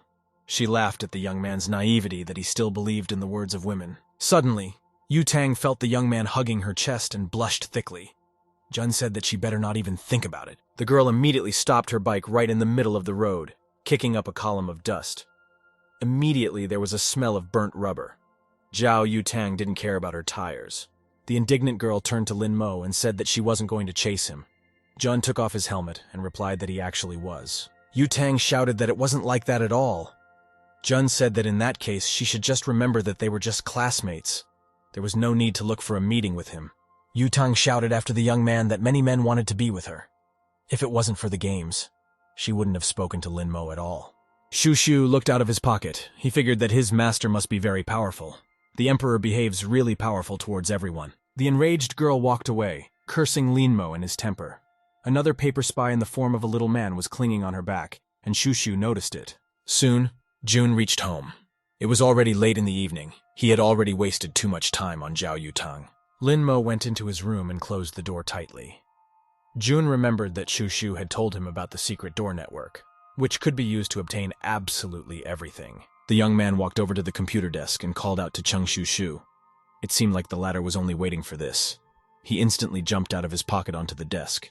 The young man assured me that he would arrange everything immediately if it was necessary to use the secret door network.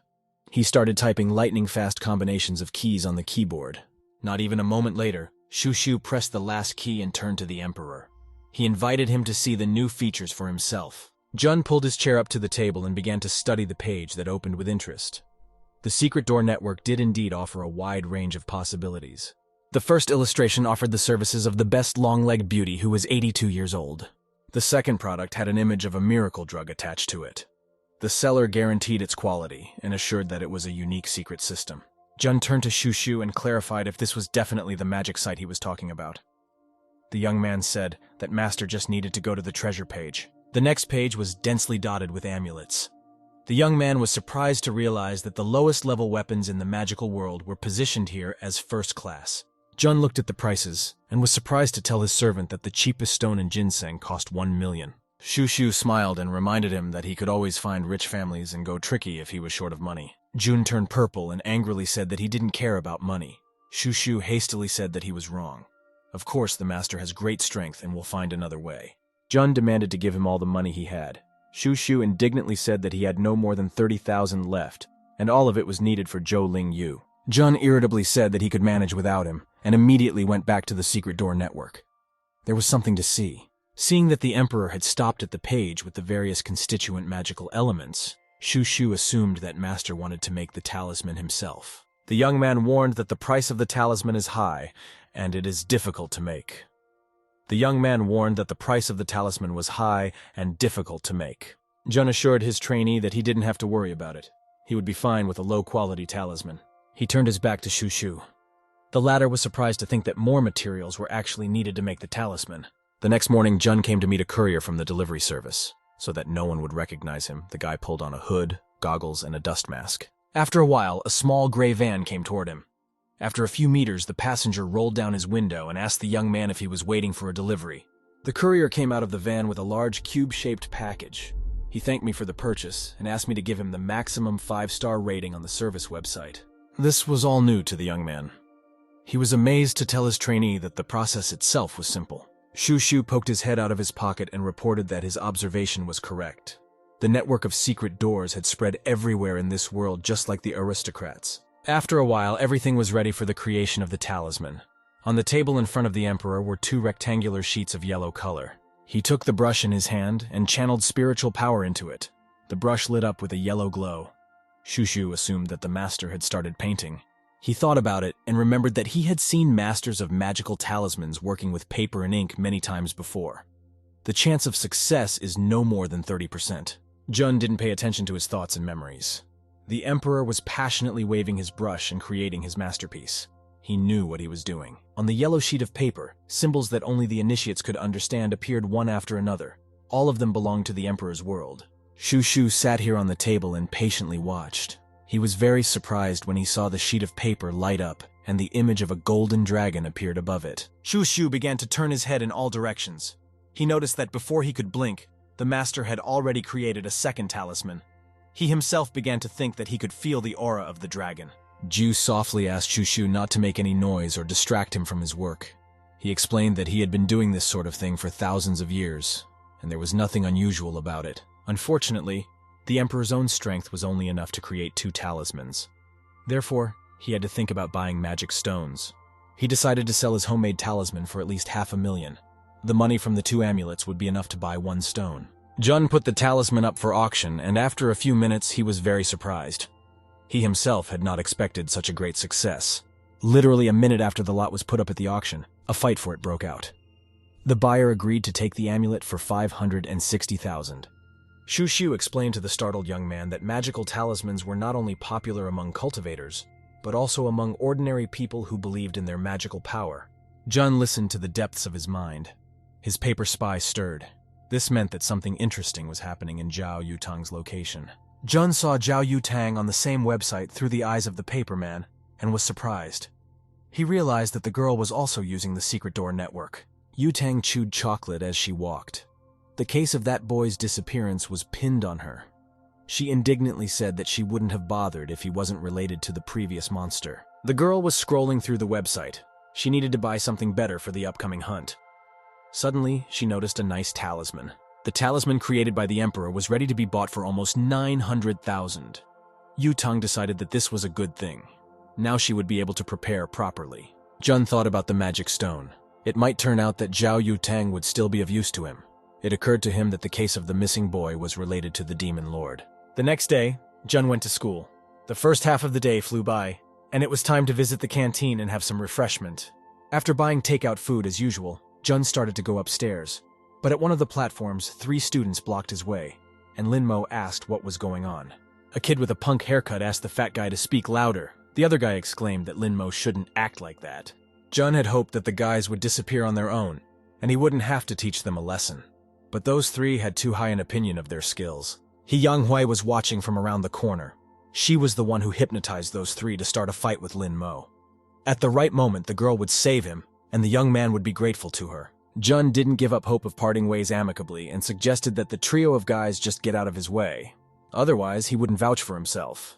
One of the guys became indignant. He immediately shouted that the brat didn't dare to point at him and asked his partners to hold Lin Mo. After this, the fatty wouldn't be able to save his face in front of Zhao Yutang. Suddenly, the bully felt Lin Mo's palm on his face. His eyes popped up to his forehead in surprise. In addition, it was really painful. Jun made a strong lunge forward and pushed the bully. The one couldn't stay on his feet and fell to the floor, hitting his head on the wall. The kid was clueless and only blinked his eyes resentfully, trying to understand what had happened. Jun looked at the remaining two people unhappily. The young man with the punk haircut shouted that Lin Mo had had enough of living, and the two of them rushed at the young man. The two of them could definitely handle him. Yang realized that this was the moment she should help her lover. Right now, she would scatter them in a flash. Suddenly, she saw a black-haired stranger. The girl managed to get ahead of her. Yang looked at the girl in surprise. She hadn't seen her before. At the moment when those two were about to attack Lin Mo, the girl demanded in a commanding voice to stop. The young men stopped in surprise. Han Xinyi approached the punk and sternly asked what they were doing here. The young man turned pale. He realized that the girl had come for a reason. The first youth lied that they just wanted to be friends with Lin Mo. But the youth had pushed him straight into the wall for some reason, and now he was in pain. Han Xinyi looked at him incredulously. The girl reminded the young man that he himself had provoked the conflict and started the fight. Yang was angry. That black-haired girl had appeared so ill-timed with her rescue and ruined her spectacular exit. Coming out of hiding, Yang asked if Lin Mo was all right. She assured him that she came running as soon as she heard that he was in trouble. Looking at her rival, Yang thanked the girl for arriving in time to save the young man. Han Xinyi stood silently. Yang smiled at the girl and promised that she would definitely treat her to dinner next time. She was very grateful to her. Yang immediately walked over to Lin Mo and grabbed his hand, dragging him downstairs with her. She said that it was time for them to go and have some food. Jun didn't realize what was going on. Han Xinyi reacted instantly. She grabbed Yang arm and pulled her towards her, letting the girl know that she had not appeared here by chance. Han Xinyi asked how a girl like her allows herself to walk up and grab the boy's hand. Yang hand loosened. Xinyi's grip was very strong. The rivals turned to face each other. Each embodied hatred for the other. Yang warned Han Xinyi that she had better mind her own business. Jun realized that it was time to intervene. He wedged himself between the girls and told Yang that they should go. No need to pay attention to it. Yang got even more angry and mentally asked Ju Yu's magic sword to hypnotize Lin Mo and return to her. To her greatest surprise, the spell didn't help at all. Jun didn't stop for a moment. He continued down the stairs, leaving the two rivals alone. A ghost appeared from the depths of his subconscious and informed Yang that she had better not use spells. He had a very bad feeling about it. Han Xinyi approached her and told her that she knew very well about how Yang had once rejected Lin Mo's advances. The girl was surprised that the stranger knew about it. As if to spite her rival, Han Xinyi continued to harass her and said that it was very rash of her. Yang was finally angry. She turned the other way and looked down at the steps. Yang could barely contain herself. She had so much strength in her that she could break this girl in half. Yang frowned and angrily cursed this foolish girl who got in her way. That shameless guy's good too. Clearly they have their own relationship. After school, Jun hailed a cab and drove home. It was evening. His relatives were not seen in the garden. Lin Mo realized that they were having dinner at the house tonight. Jun walked to his room and closed the door tightly. He was interested in the secret door network, and the young man immediately turned on the computer without undressing. Shu whistled in surprise. He drew his master's attention to the fact that someone had given 2 magic stones and 300,000 yuan for the talisman, as if he knew what Lin Mo needed. Jun hesitated for a moment. He knew that Zhao Yutang was one of the contenders for his talisman. One had to find out what kind of phoenix group she was a member of. Jun reminded Shu of his words that Zhao Yutang was a member of the phoenix sect that kept the country stable. Therefore, the girl has a lot of money. Shu objected that phoenixes had nothing to do with this. It wasn't their style. They had already cleared the secret doors several times. If the phoenixes want something, they do it directly. At that moment, a beep sounded. notifying about the successful completion of the transaction. The young man looked at the monitor with interest. One was asked to provide his mailing address to confirm the transaction. Jun was surprised that in this world, transactions were finalized so easily and quickly. It didn't matter, though. The main thing was that he was fine with it. Jun put on his hood, goggles, and dust mask again. No one was supposed to recognize him. Shu watched the Emperor's transformation in amazement, and was very surprised when he saw his master walk outside like this. The next day after school, Jun immediately rushed home. He had an incentive to return early. He needed to recover his strength quickly. The young man sat thoughtfully at his desk. He had managed to sell the talisman, and with the commission deducted, he was left with 70,000 yuan and 2 magic stones. Jun was twirling an insufficiently well-polished green-colored stone in his hands. He didn't think that the quality of the stones in this world was so bad, even though their value was high. The young man lifted the magic stones into the air by force of will.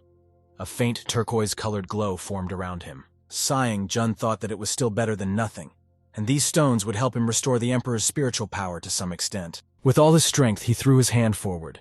2 golden talismans, similar to the ones he had sold yesterday, appeared in the air out of nowhere. Both talismans spun in the air and fell on the table. A golden dragon emerged from them. The young man took a closer look and found the result quite satisfactory. Jun took the talismans and handed them to his trainee, asking him to put them up for sale right away. Shu was happy to take up the task. Literally immediately at the auction, a heated discussion of the amulets broke out. One user assured another that these talismans were the best he had ever seen. Jun smirked and thought that cultivators in this world are quite backward since the most ordinary talismans make them excited. Suddenly, Shu roared in surprise. He couldn't believe his eyes. The young man shouted that the talisman was worth 3 million. Jun turned to look at him. Indeed, the last price for each of the talismans had reached the 3 million mark. This was quite good. Suddenly, the price jumped another million. Jun and Shu looked at each other in surprise. Even the simplest of stones could make a good profit. There were several monitors behind a large sector-shaped table. Behind the center monitor was a man wearing headphones. He resented the seller's price. In his opinion, the first category mascot was worth much more than 3 million. It was he who raised the bid to 4 million. The man knew that the amulet the guy was selling earlier was unusual, and if the man could get his hands on it, he would have more advantages. Zhao Yutang was also actively watching the bidders and their bids for the amulet. The girl knew that her price was unlikely to be outbid by anyone. Therefore, with the appearance of the price of 4 million, Zhao Yutang frowned her eyebrows. There were very few people in this city who knew the price of such things, and there were even fewer people with financial means. The girl made the next bet with one click. The price for the amulet had reached the 5 million yuan mark. It could be that the battle for the possession of the amulet was just beginning. Therefore, Jun sat at the monitor and calmly waited for the bidding to end. He wondered who could lay out a fabulous sum of money for an amulet of poor quality. Shu could not calm down. He was running around the room, happy that his master was able to create a high-quality product that was in unprecedented demand. Meanwhile, a new price for the goods appeared on the screen.